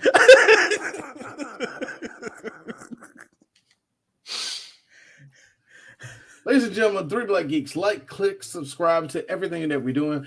Click on the notification button, and also visit us at 3blackgeeks.com. We have regular updates, regular reviews, and also us just being regular because we're older black men. We got to take care of our health. Anyway, that was a smart shit joke that D did at the end. Anyway, Seinfeld joke for the kids. Seinfeld. Anyway, Eris, what was you saying? No, I was just saying, that whole thing about them talking about religion and Then when he finds out Then when he finds out, he knows for a fact that his older brother is gone. He's like, all right, I got to continue. Now, he decides to go with Kareem. Here's the problem. When my man kept crying, because, think about it. The dude was in mourning. He just lost his brother. I know we got to go we got to continue this rescue mission. But when Kareem probably gave him the smartest piece of advice that he should have followed, by the way, you expect him to actually follow something? No. I'm just saying. When he says to him, I think you should go back down. I think you're done here. Now, I'm thinking to myself, you know what? With all the stupid shit that's happened on this mountain, it's probably best for me to go back. Yeah. It's probably a lot smarter for me to go back. Bro, we can't even get the chopper up here. Dude, that whole scene with the chopper, number one, it's ridiculous, but it was like there was still a lot of stupidity happening in that scene. Yeah, it's like, okay, first off, I thought the way the camera was showing the blade going towards old girl, I thought it was like literally she couldn't move. But the fact that she actually had like enough room to get out of it, I'm like, so what the fuck were you like? It's called being frozen with fear, sir. I guess, but you had a lot of space a bit. This is where the blue screen ineffectiveness, the whole green screen ineffectiveness came in. It's like they had an idea where it was going to be at, but they had no idea how it was going to be animated. So they did like 5 different ways of dodging blades for no damn reason. Here's my problem. I understand that it was supposed to be hard to get up there, But I feel that you could have did that easily just by going up there, everybody hopping off, and the last person get off. You're like, I gotta go. I can't maintain. You could have easily did that, but no. And you add a full 5 minutes to that scene. That scene was actually like 4 minutes, but still, it took too long for this whole back and forth. Is the blade going to hit her? Is the blade going to hit her? Eric, like there's a whole 2 people like openness of her just running this way. I don't know. I genuinely thought that once all the warning signs was going off, and I'm thinking dude's about to lose a damn propeller. You know, I'm thinking one of the engines was gonna blow or something. I'm just thinking shit's about to go down. Yeah. We're about to see. Like, I really thought we were like seconds away from seeing. Look, I can see their parachutes. They're okay. And I'm mad that we were denied this. Now, because this person was ethnic, my man flew off that movie and was never seen again. But don't worry, Eris. We do have an ethnic person on here. And he, in the middle of their journey, decides to pray to Allah. Eris, I got a question. Not the whole, like, the 90s. Should have been. I'll tell you what he should have been praying for. He should have been praying to Allah to not have butterfingers. Hey, yo, Eris, shut up, because that's true. Explosion. But I like how in the 90s, and even now, and actually it's 3 people now, 3 different ways now. But back then, there was only two ways they wrote Persian/Arabic people. Number 1, either you was Allahu Akbar, or you were this one. But as you see, the Prophet Muhammad has taught us everything that we need to know. It's either one of the two how they wrote them in the 90s. You forgot to end it with Inshallah. So you gotta remember, you always end whatever proverb that you throw at people with Inshallah. And if anybody wants to know, well, D, what's the third way they write them now? Oh, easy. You write them just like white people, where they go, you know what I don't like about our race? Y'all do that with Indians. Y'all do that with Pakistanis. Y'all do that with like any country where they were brown and they're just a little bit weird because they're different. I hate all those comedians, by the way. That being also said, season 2 of Velma comes out. The only thing that makes it even more unfunny is that half of them are Transformers.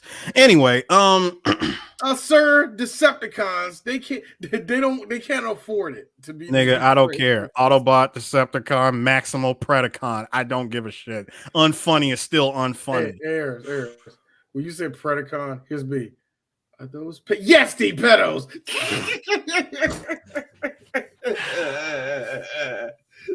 The Predacons are coming. Yay! Stop yelling, kids. Get out of here.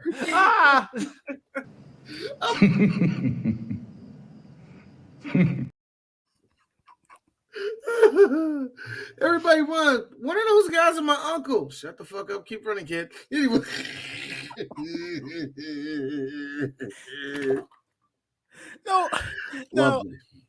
No, D.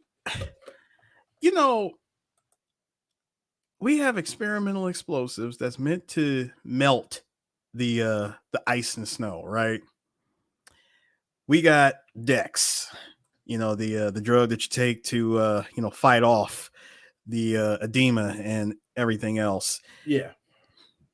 You're that high up a mountain. I don't think there's enough Dex to ensure your survival. It's not even that for me. It's the experimental explosive. See, Harris, the problem I had with the trailer was, wait a minute, is there like a terrorist threat? Why is there explosions And then they said, well, to order to get the people that might be trapped in the ice or in a little cave, we have something to blow it up. And I thought to myself, nitroglycerin? Yeah. Could there be like another way? There is no other way. We must work with the Pakistanis and all the rest of that shit, which is funny as hell because this was during the Pakistani-Indian War where them niggas was really flexing about throwing a nuke at each other and the world was like, please don't do that shit.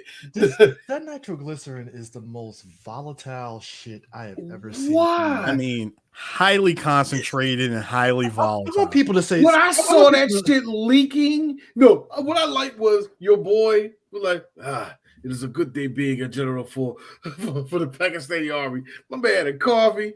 And the Raiders won. Let me see what. Here's my thing. Lord Jesus. The 90s, okay. When we did The Rock, you got that fucking little the orbs. The nuke orbs, right? That if any of them hits, you got to hit yourself with that fucking diazepam and shit, or else you die. Diazepam. Right? Yeah. At least there was a set of rules that you knew, like, okay. Diazepam. Yeah, like there was a set of rules where it's like, all right, okay, we know what's happening here. This was just like using cocaine for a cold, nigga. Like I don't think that's gonna help. This nitroglycerin, if you stare at it wrong, it leaks. And I'm like, Joe, it's volatile in the sun. I was like, what? Nigga, what? Gentlemen, throw it in the shade. Gentlemen, this explosive worked off of live wire rules. Yes, people, please listen to 3 Black Geeks podcast on Livewire. That's a weird movie. I don't understand. I feel, look, Chris, Eris, people at home to watch this. I feel that there was just other ways of taking care of the situation. It really was. I'm like, I mean, but what do you hold on? When you're up there at like negative, no, seriously, you're up on top of a snow-capped mountain. It's like K2, man. It's negative, like son, it's negative 50 up there. What do you have that's hot enough to melt that shit? I gotta be honest with you. Sun. That's why they use the sun. I've been in negative temperatures before. Nothing that crazy, but like negative temperatures, it's no fucking joke. Like no, it isn't. It's been a while since. Well, actually, we went through negative temperatures this year in DC. Good Lord, it's been a minute. Yes, chill factor antics. Chill factor antics. Yes, that's what it. Yes, chill factor. But yeah. Like it don't make no sense of how cold, like I get that, like, but the sun, mm-hmm. And then it was leaking. Why was it leaking in the first place? Because it's not volatile. Like, no, that's not an excuse. Why was it leaking? Shit makes no sense. It's like, really, it's leaking. That's what's doing. That's what it's doing. Like, all right. Who was the interstellar asshole who gave us these unsecure ass canisters? What was the reason? I had a reason. What was the reason? What was the reason? I just explained the reason. No, in all seriousness, these canisters, I've seen better. Well, I've seen better secured canisters at TCRI. Okay, I was gonna say, who had these? These are TCRI jokes, man. You know the look. A TCRI joke. I knew it was coming. I knew it was coming. Come on, look. Look at how they look. You can't tell me. Harris. By the way, the red top, son. Here's the shit. Where the hell was the leak coming from? That's what I want to know. The bottom of that shit. That's why I said you stare at it wrong. It literally just says, "Nah, I guess today's the day I'm going to be leaking today." Well, like, kablooey. Thank you. These look. Hey, look. Hey, is the sun out? We're about to have some fun. This is me. I would literally be like the fucking super bad thing, like, fuck me, right? Like that's literally me the whole time. Like. The shit that pisses me off was this shit now. Guys, hurry up! It's a bomb! Hurry up! You gotta get out of the sun! It's like, get it out of the sun! Get it in the shade! Like, go ahead, say it again. That shit, no, nitro. Guys, we can't. He's like Nitro in the shade. And I like how your boy, how the dude just took her his hand. Like, you need to get it out of there. Hurry up, move. Like, wait a minute. How did you hear any of that? He didn't say nothing long enough. They had a pretty good signal up there for a lot of bullshit that they were doing. I gotta say, man, for y'all guys not to have satellite motherfucking phones, yes, the clarity. Them shits was shortwave radio in burst mode. How does it still didn't work? I like that, but I like that it lasted long enough for Robin to go, "Hey, bro, are you up?" "Yeah, I'm up."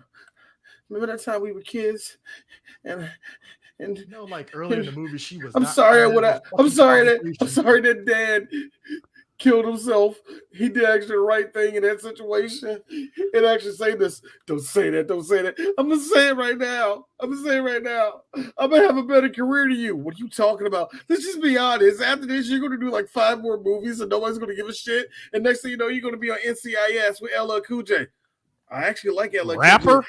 Like the rapper? Yeah, LL Cool J. I like LL Cool J. Yeah, but he's going to take all of your shine and everybody's going to forget you're even on the show, Chris O'Donnell. Everybody knows that LL's on that show, but not you. Anyway, I'm done with my rant. I have fun. I'm done.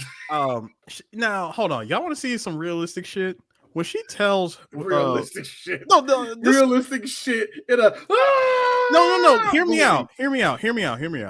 And Chris, you could agree. When she said... Peter, I don't want you to come up here. Like, wherever you are, you should stop and turn back. Stop, drop, and roll. No. Realistic scenario. How far are you? How far? Yeah. How far along are you? Are you coughing up blood? What does it sound like, motherfucker? And I'm like, she lasted a lot longer than the other guy that fucking died damn near. Well, first off, that dude had broken ribs and he was expendable. And he didn't get paid as much as Robert Tootie and Bill And remember, she had him hopped These up. Hold on. And she had him hopped up on decks. That was Ben Mendelsohn, wasn't it? Yes, it was. Yeah. I couldn't notice him because he doesn't have his Ben Mendelsohn is weird. Like, he'll have like the beard mustache thing, and I can't tell because most of the times that he's in movies now, he's like clean shaven. So it took me a minute to really pick up on that was him. Also, bear in mind, this is 2000 Bill Mendelsohn. Yeah. A lot of people look different, you know. They ain't growing to their face until about 2006. Like Gerard Butler is one of those guys who was like, this mullet ain't working out. Gerard Butler looked like a completely different person in 1999. You forget that he was doing a lot of rom-coms before he was like, it's like this though. Let me do 300 and talk but here's the funny out of my thing. mouth. Daniel Craig always looked like Daniel Craig, but even Idris Elba didn't look like it. Idris Elba on The Wire looks different to Idris Elba. I mean, look. It's really a mustache. Seeing Bill, freaking Ben Mendelsohn in the snow gear, hopped up on decks. I'm like, bro, at certain angles, you looking like you could be related to Matthew Lillard. Man. Matthew Lillard would have been funny in this movie, and then he would have. No, see, Matthew Lillard being in this movie, I can't take this movie serious, and I already can't. Matthew Lillard was in here. He would have been one of Chris O'Donnell. Perfect. No, if Matt was in here, stop trying to turn this into a comedy. No, might as well. I got it. If Matthew Lillard was in this movie, his whole role would be like, and this is all the scientists. Oh yeah, man, what's up? I'm the cool scientist. I'm gonna be the best part of the movie. When they went out there after they got dropped off, he was like, "What's on your back?" "It's my snowboard." I thought we were up here. I'm gonna get a couple of. Come on, guys. Nah, it's a joke. I'm going to promise. He's gonna look. He'll use it on the avalanche scene, but then he'll die going off the edge. So. We get a good shot off of it. Matthew Lillard, first of all, if he was anybody in this movie, he would not be the scientist. He would be the expert climber that says, look, listen, all right, guys, look, if we don't go about this the right way, we're all going to have a bad time, all right? Trust me, I'm an expert. I've climbed Everest with the best. I went to Kilimanjaro. I know what I'm doing, guys. In the dead of winter, I scaled Mount Fuji. Him and Scott Glenn would have a scene like this, where Scott Glenn just walk over here, looking all leathery, and Scott Glenn he'll just walk over there, look at me, to him. Here's Matthew. Yeah. Hi, man. Hi, guys. Yeah. Even like this. Hi. I get along with that guy. It's great, ain't it? It'll be one of those scenes. Scott Glenn scowls in The Best Is Yet to Come. I'm sorry. We said that Scott Glenn would be. No, I think we said Scott Glenn would play a perfect Master Miller, and it's like it still goes back to that storyline that I said of like, let me get this right, Liquid. You had Master Miller's dead body off in the corner while you just masquerade, bodies all rotten and decrepit and shit. The whole rigor mortis. The whole time. Full rigor mortis. Now, if you excuse me, I have something to do. Actually, Nate, when you're outside, make sure you check your ass. Hold on, D. He has to sit there and go one arm like this to play it up, right? Just for posterity here. You gotta method acting, sir. Again, method acting. No. Snake, Stop. Do you like my sunglasses? No. Stop. Both of you stop. Chris, he does not need to do any of that when the entire conversation they look like this. Sir. It's called method acting. It's all right? codec. It's called method acting. He still has to You still play the can't bit. see anything. He has to commit to the bit, sir. He has to commit to it, all right? Oh, damn. He has to commit to the bit, all right? He has to commit to it, all right? You just never know. You never know. I like how he put his hair in a ponytail, too. Just in case Snake can hear his hair rustle. Master, is your hair out? Yes, Snake. I didn't know. You know, when you're by yourself and you masturbate all your time, you kind of lose faith in who you used to look like. Wait a minute. It's like, Master, is your hair out? Turn your monitor off. Is your monitor off? Yeah. How the fuck you know what the fuck I'm doing, nigga? Drop his voice there. It's like, why is it like, Master, how come every time whenever I'm interacting with Liquid, I call you and you don't answer? Well, you see. Oh my gosh, shut the fuck, bro. Like, shut up with this shit. Yo, he really is like that, like this motherfucker. Like, dog, shut the fuck up, bro. Like, what are you talking about? Just get up there, man. God damn. Go out there, the flora, the fauna. No. You're in a foxhole. Come on, just go, nigga. No, guys, it's this. God damn it, okay, I'm Liquid. All right, just ruin the whole thing, man. You ruined the whole thing. You pull the ponytail out, take off the glass. You served your purpose. You may die now. I still like how, in the reality of all that, it took the United States Army a full 12 hours after clearing this man to be on the fucking team for somebody to go, hey, somebody go up to his log cabin and see if we can talk to motherfucking Miller. Should we done that before the mission? We should have, but kind of. Here we are. Okay. With the U.S. government, we dropped the ball on 9/11. All right, come on, this is how this works. It was 2005, according to that timeline. According to that timeline, this was 2005. So hold on. We dropped the ball on 9/11, and that's why I voted. For President Solidus. You know he's a commie, right? No, he's not. He helped us out during the Cold War. Did he? Did he really? I heard he went to Africa and trained a whole bunch of kids.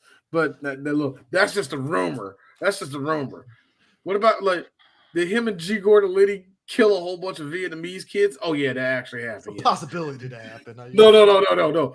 That's canon. G. Gordon Liddy and Solid Snake was choking out people with piano wire all through the 80s.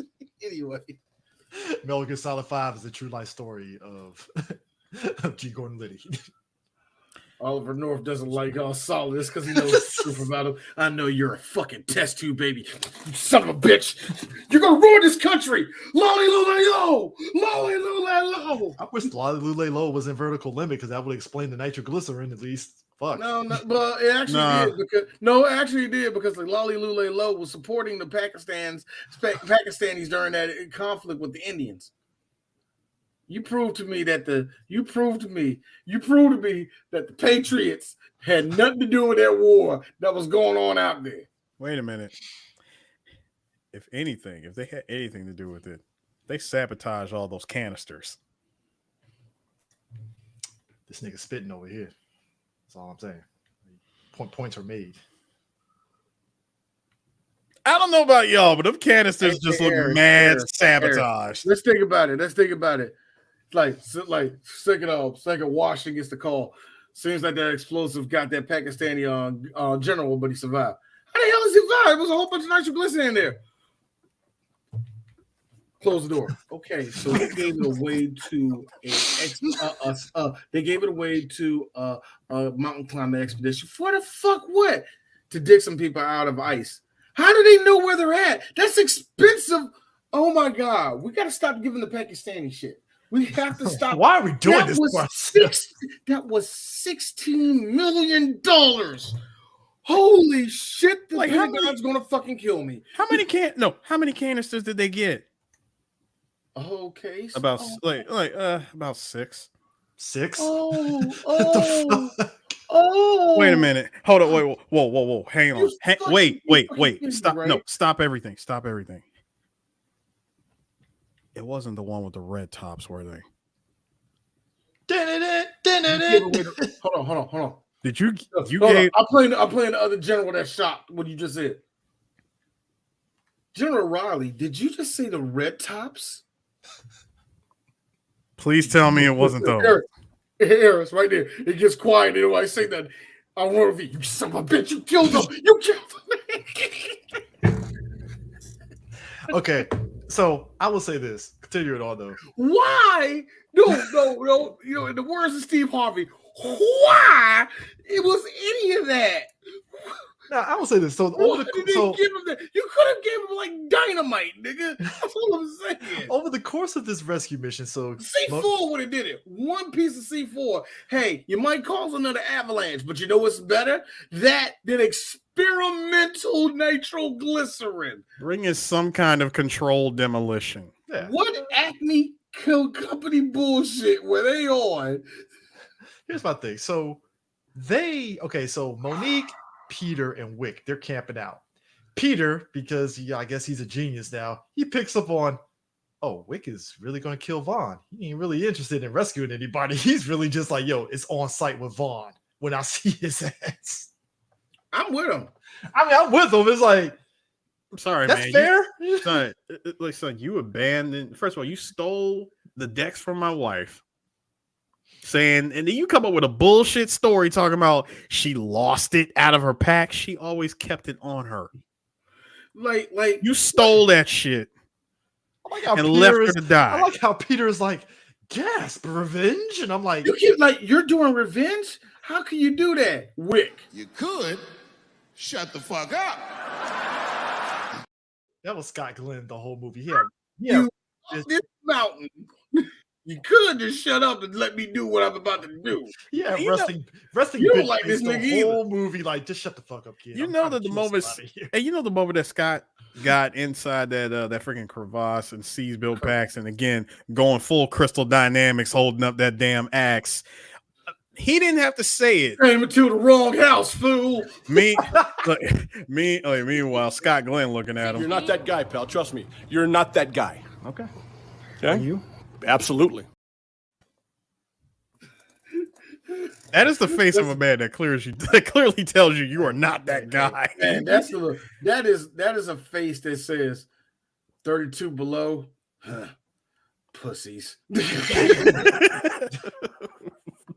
That is also the look of a man that tells you to pull yourself up by your bootstraps. I like how that's a man. That's a man where if you go into his house, you could randomly hear this in the background. It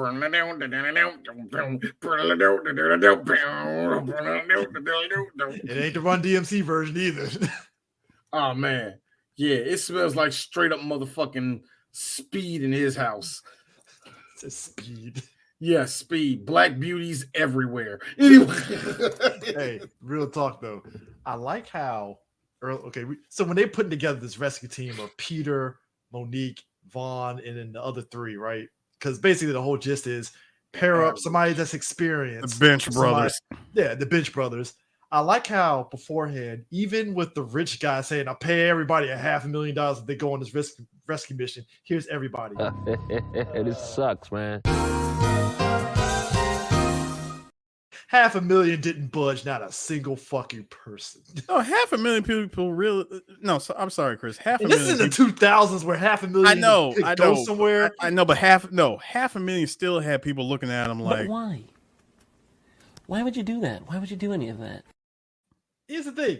What if I die? You gonna put that $500,000 towards my kids? I'm sorry, who are you? Thank you.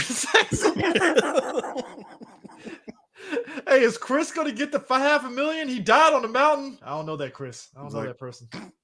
Don't know him. Has anybody got any of his information? Did anybody fill out any W-2s? No tax information, no nothing. Does he got PayPal?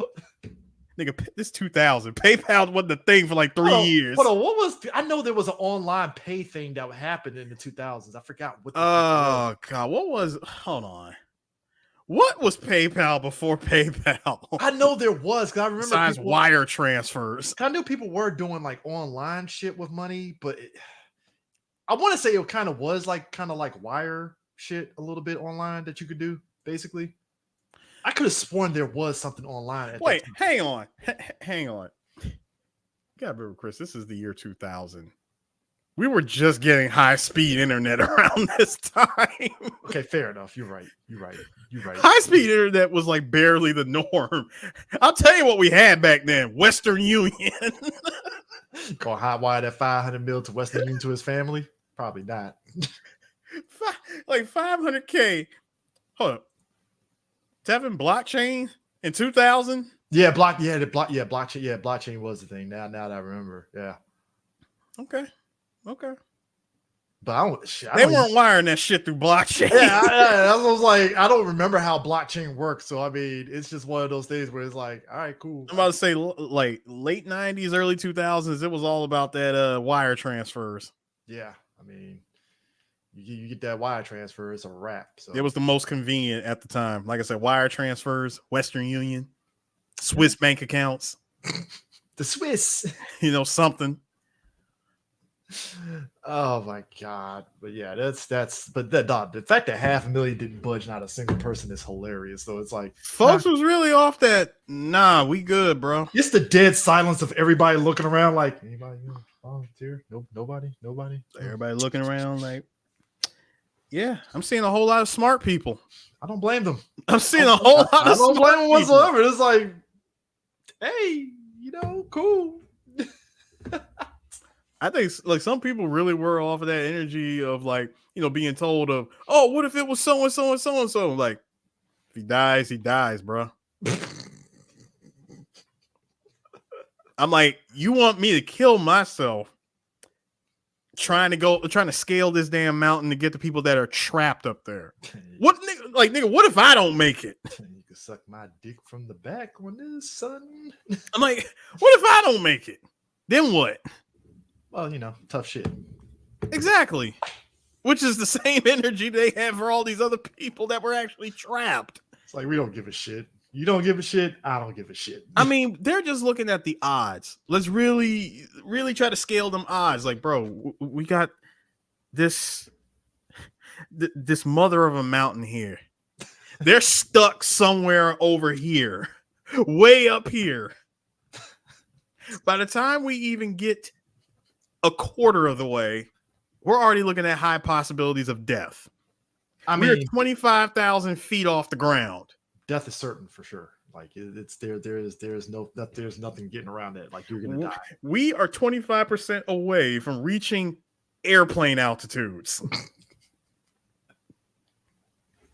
I mean, like, and the thing of it is, okay, so basically Vaughn and Annie, they get the idea because at this point, Vaughn had already killed old boy and somehow contracted fox dye and shit. Because it's funny, the shit is hilarious. He puts it's Las Plagas, bro.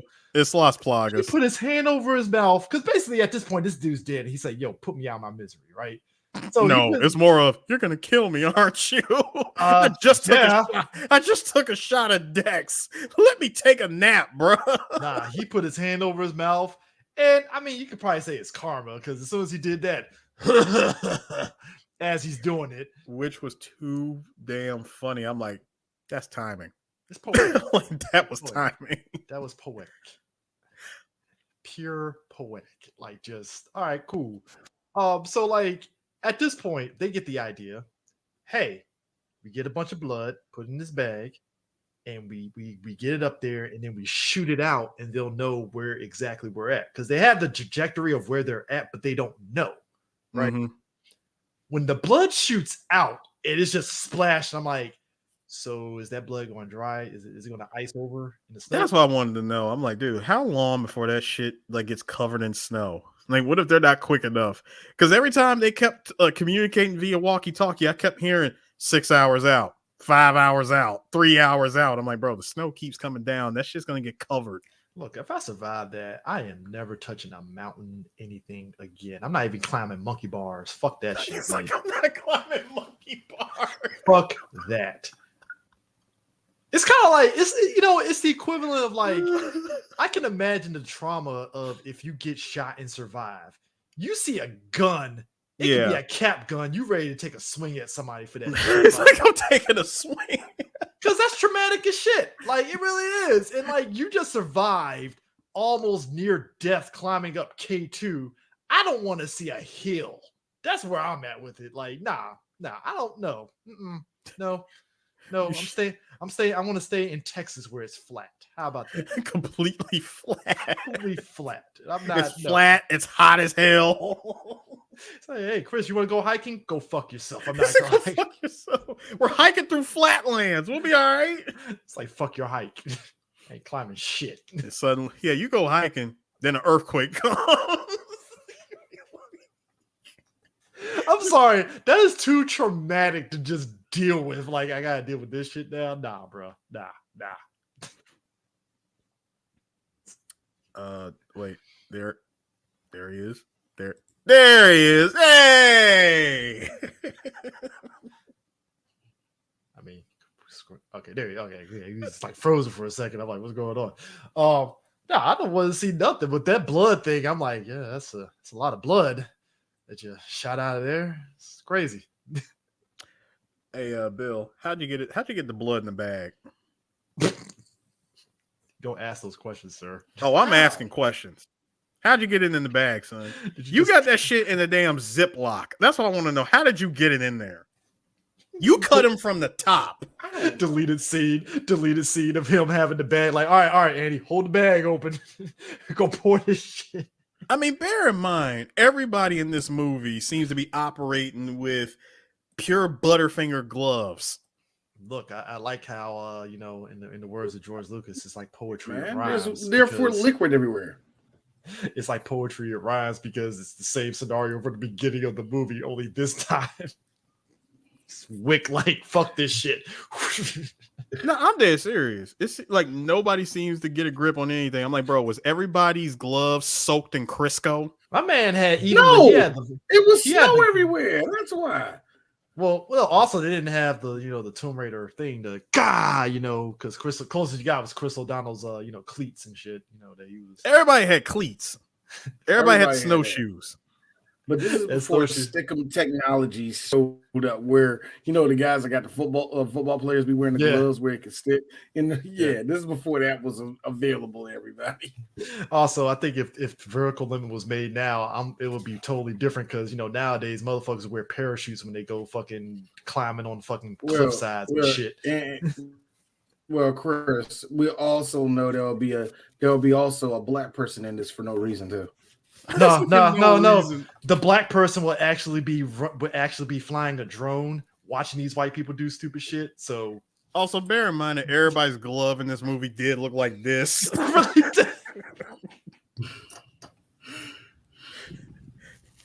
It's like, what the hell are you going to grip with this shit?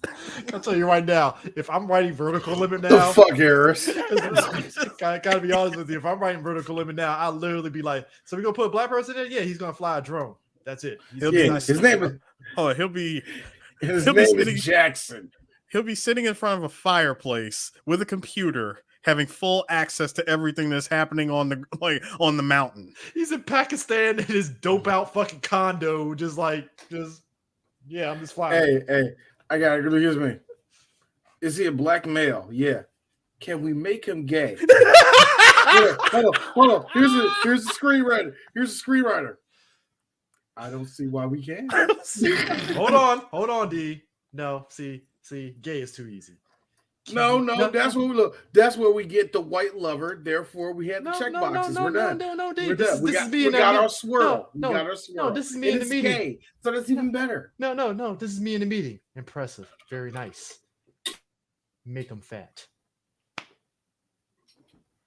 Can we make him annoying? I want him to be completely insufferable. Anthony Anderson, where are you at, sir? Come on down. Can he make sounds?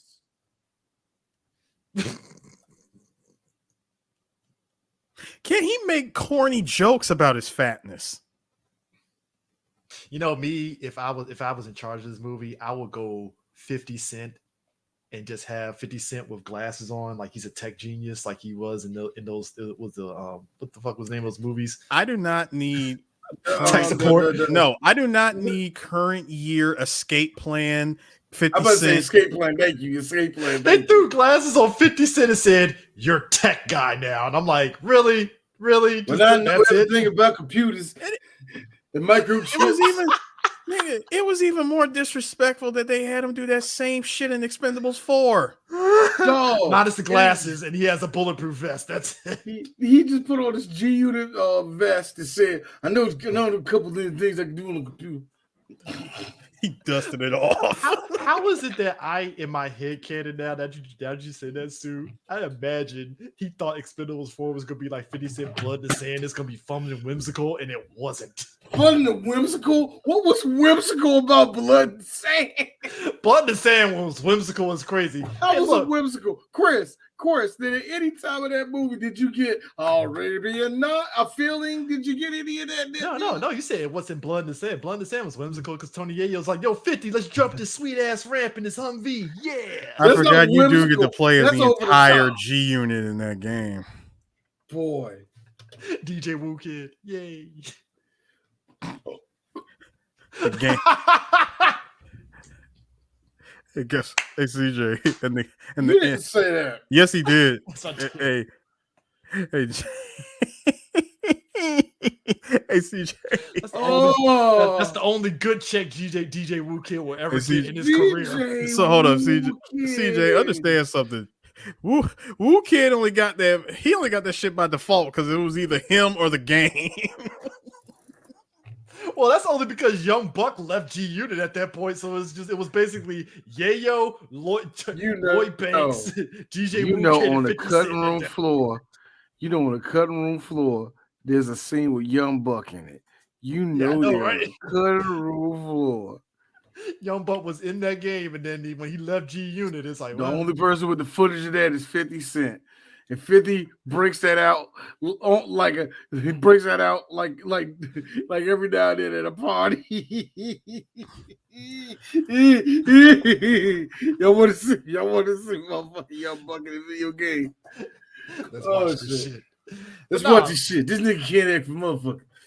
Look, I like how after Wick cuts the rope and Vaughn does, they immediately, this movie, I guess it spared us from seeing the scene of them finally climbing out because it just cuts to fucking Peter looking at Annie like, she's recovering, and then credits, and I'm like, Bro, What did you want there to be on there? No, I'm not mad at that. It's I'll just tell you what I funny. wanted. I'll tell you what I wanted. Because this is it's the year Push it to the 2000. limit. No. Because it's the year 2000 and we escaped a very harrowing situation here. I need the Resident Evil ending. I want them to take off from a chopper.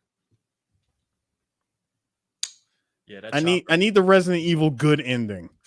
Oh, I thought you was gonna say bad ending. I was gonna say, and he has her head on Peter's shoulder. No. Yes. As they flying off. Yes. Now bad ending. Here's the bad ending. Bad ending is this: they fly off. No. They fly off. The crevasse is still in that in the state that it's in. The good ending: they fly off. The crevasse just explodes. No. The good ending is Wick somehow climbs out and gets to the chopper in time and beats on the helicopter with them. Like, I heard the voice of my wife. She told me to live. I need to get on this chopper. It's like, all right, cool. No, that's the good Perfect. ending. Is that the perfect ending or good ending? Because there's two differences here. You're right. Perfect ending. Perfect ending is he shows up at the bottom of the freaking mountain. The thumbs up. Yes. The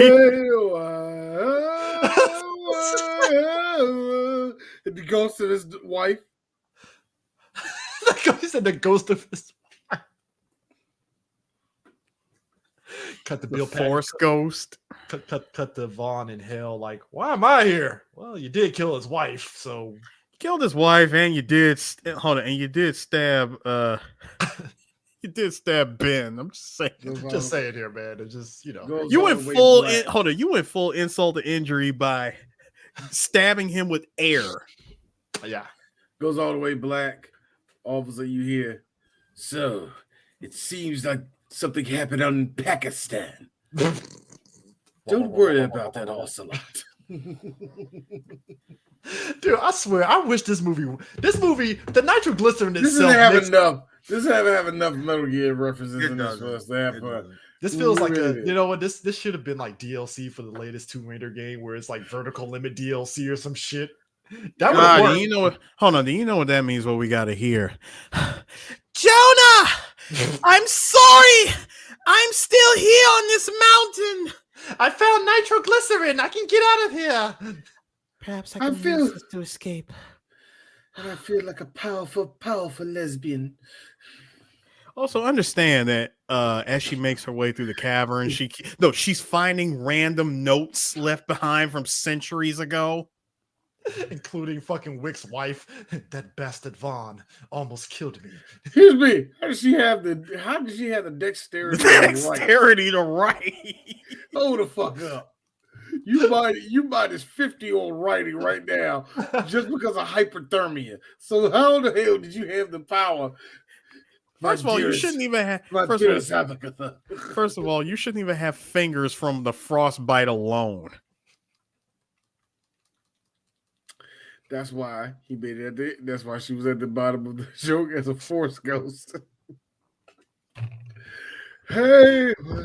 The bad ending is everybody dies because Chris O'Donnell tries to climb out and slips and Nah, the bad ending is that you make it, you see your sister and all that, but then you see the crevasse. All of a sudden, those motherfuckers left me. A satellite phone. Hello? Hey, W. Why don't you get your best friend? Credits. You're like, yo, he knew George Bush. Oh, no. That's the dude that donated to that first. He donated to that campaign. You know he did. Hell yeah, I knew George all the way back in 1989 when we did a lot of coke. I'm trying to be president, man. Shut the fuck up. I knew that son of a bitch was going to get in. I knew that motherfucker was going to get in. He's dumb as pig shit, but he made it in. I'm glad he did.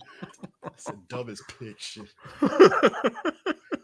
I tell you, they say tits on the board. No, you can put tits on anything has more use than that motherfucker. Anyway. That's Vertical Limit, man. Wait, hold up. I gotta look this up. I didn't look to the limit. We pushed it to the limit. Welcome to the limit. This movie, hold on. This $75 million budget, and it made $215 million. So I want people. I'm sorry, it did what, Harris? $215 million. So here's the thing. Wow. Opening weekend, right? So How the Grinch Stole Christmas beat it out, obviously, because that was on this fourth weekend that it beat it out. Who? How the Grinch Stole Christmas, the Jim Carrey. Here's the funny thing. People trashed that and Cat in the Hat too much for me. Because Grinch, I love Cat in the Hat, not so much. Piece of shit, but it's like there's a bunch of kids that grew up with that movie that absolutely love it. So I think we gotta kind of like back the fuck up off. But there's two movies that came out the same weekend. Oh, go ahead. I was gonna say, technically, if we were to go off of just domestic sales, oh yeah, this movie would have bombed because it made $69 million at the box office. But you also got to remember, even if it got something worldwide, this is when worldwide sales. No. I'm talking about just domestically, it only made $69 million, but it made $215 worldwide. That's what I'm saying. Even it probably made its budget, but not the pretty way of making its budget against a $75 million budget. And you figure so the film was a success. But you figure video I would give it that. Home video sales too probably helped it too, if you think about it. They never mentioned. Plus, you gotta remember, dude, this was around the time we were hopping into the DVD era. No, but I'm saying the DVD era was still viable for movies like this. Yeah, that's what I'm saying. And hold on, this was bear in mind, this is a month after the PS2 dropped, making it the cheapest DVD player to buy at the time. Yeah, I don't think Vertical Limit was a movie. No, people bought PS2s to get The Matrix on DVD. Shut up! You don't know my life. Hey, look, Negro, I do know because that's what we all did. Some nigga can bring a woman home. Yeah, I got this DVD player. Yeah, you don't even know it's on the PlayStation. Oh my god, you a geek? I ain't. No. See, here's how you try to separate yourself from geek nerd to just sophisticated geek nerd. You bought the PS2 remote. Yeah, pretty much. Which that remote. Yeah, if you had a PS2 remote, you fingered girls without washing your fingers. Like you gave girls UIs. Like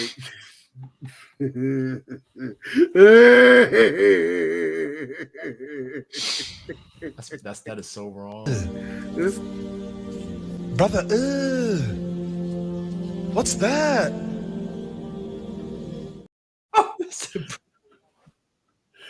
I tell you what it is. It's a loaf of bread that she. I tell you what it is. It's a loaf of bread that she could cook thanks to this nigga putting his finger. Brother, it's like yeast infection waiting to happen because you let this nigga touch you. You figure the chick watching Vertical Limit, and it's like this is background noise. This movie, you got any pussy off this movie without it just being on and you boning. I don't know how you did it. Like, first of all, if you did, good on you. Good on you. Ladies love Chris O'Donnell. Nah, it was Scott Glenn. Does it every time. Nah, they just love movies about people getting trapped in the snow. I guess. Robin Tooney. Oh my god, I loved her in The Craft. I guarantee. Hold on, I guarantee you. Maybe I don't know. No. I guarantee you is this. You bring your girl back. You bring your girl back to your place, right? And you say, "Look, you got a choice: Vertical Limit or The Thing." You got a choice: The Thing or Vertical Limit on Laserdisc. Vertical Limit on Laserdisc or both movies on Laserdisc? No, this is what she says. I don't want to watch that other movie. What is that? The Thing? No, D, hold on. I got you. Ugh. Oh, God. Let's watch The Thing.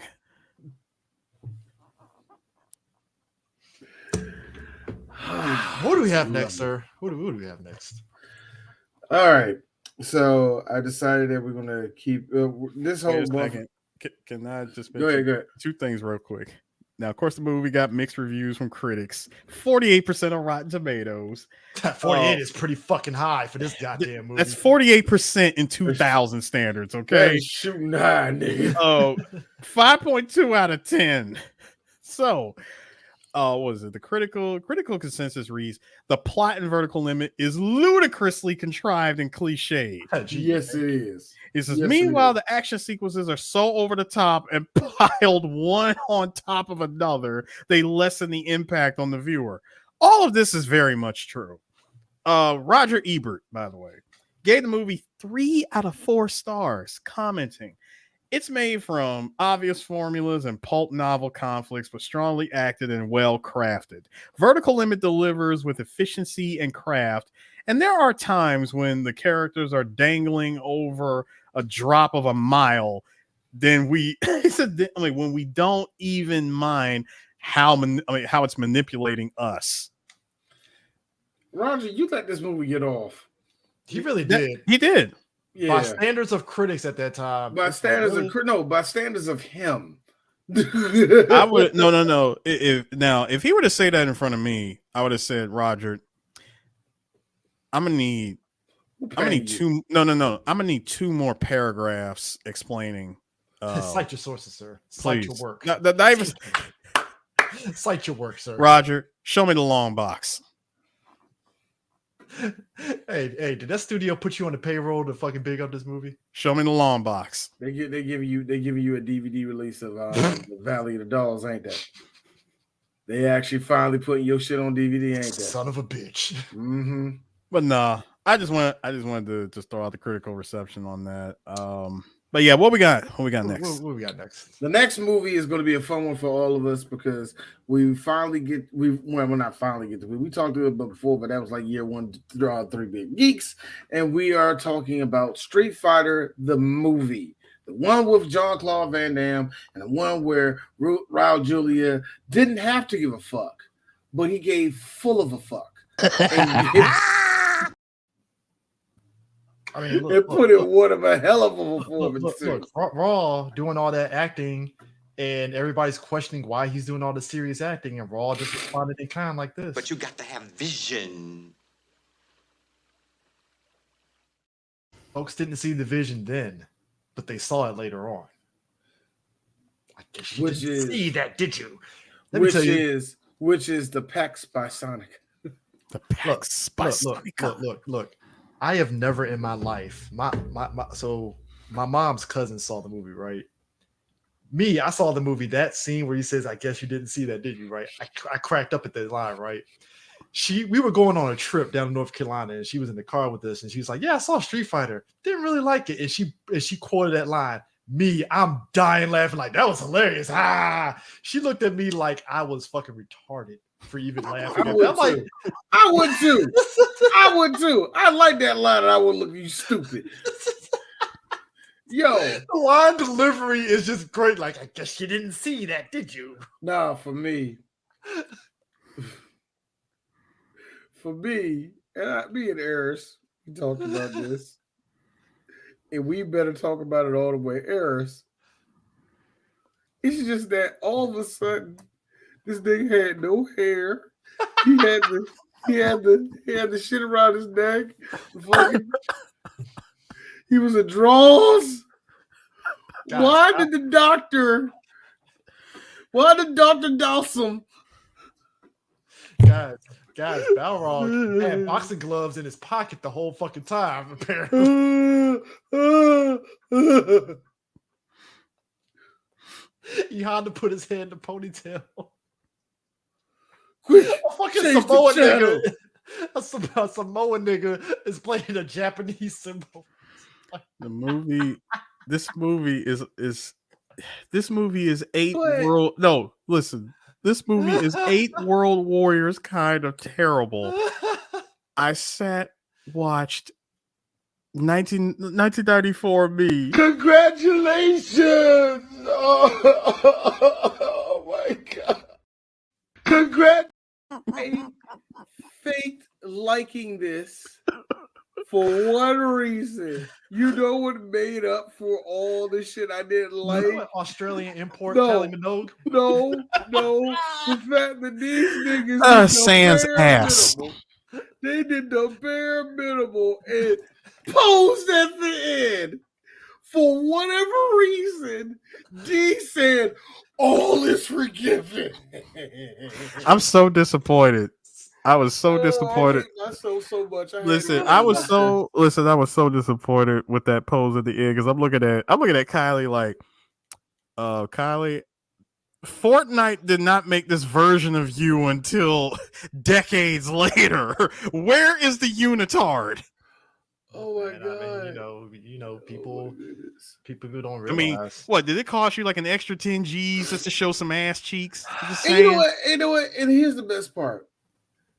I like how it took all of us, a collective 20 some odd years, for finally realizing it. And it only became because we all got older and we really understand how time works. Because we're older, wiser. You know? Bison straight up said, I'm sorry.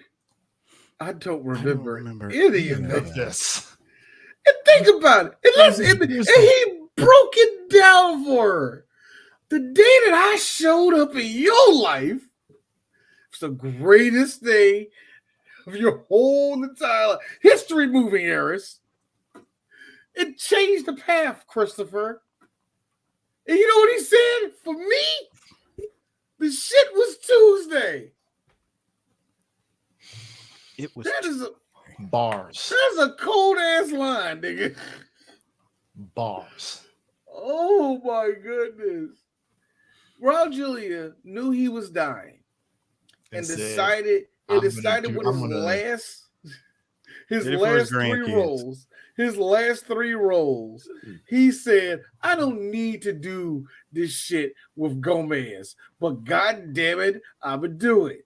I don't need to go down to somewhere in South America and do this movie about the trees, about niggas cutting down trees and shit. I ain't gotta do that. And you know what else I ain't gotta do? I don't have to play M. Bison. What does the M stand for? He probably asked that too in the script. Like, what does the M stand for? Mr. Bison dead, dumbass Puerto Rican kids. Or Master.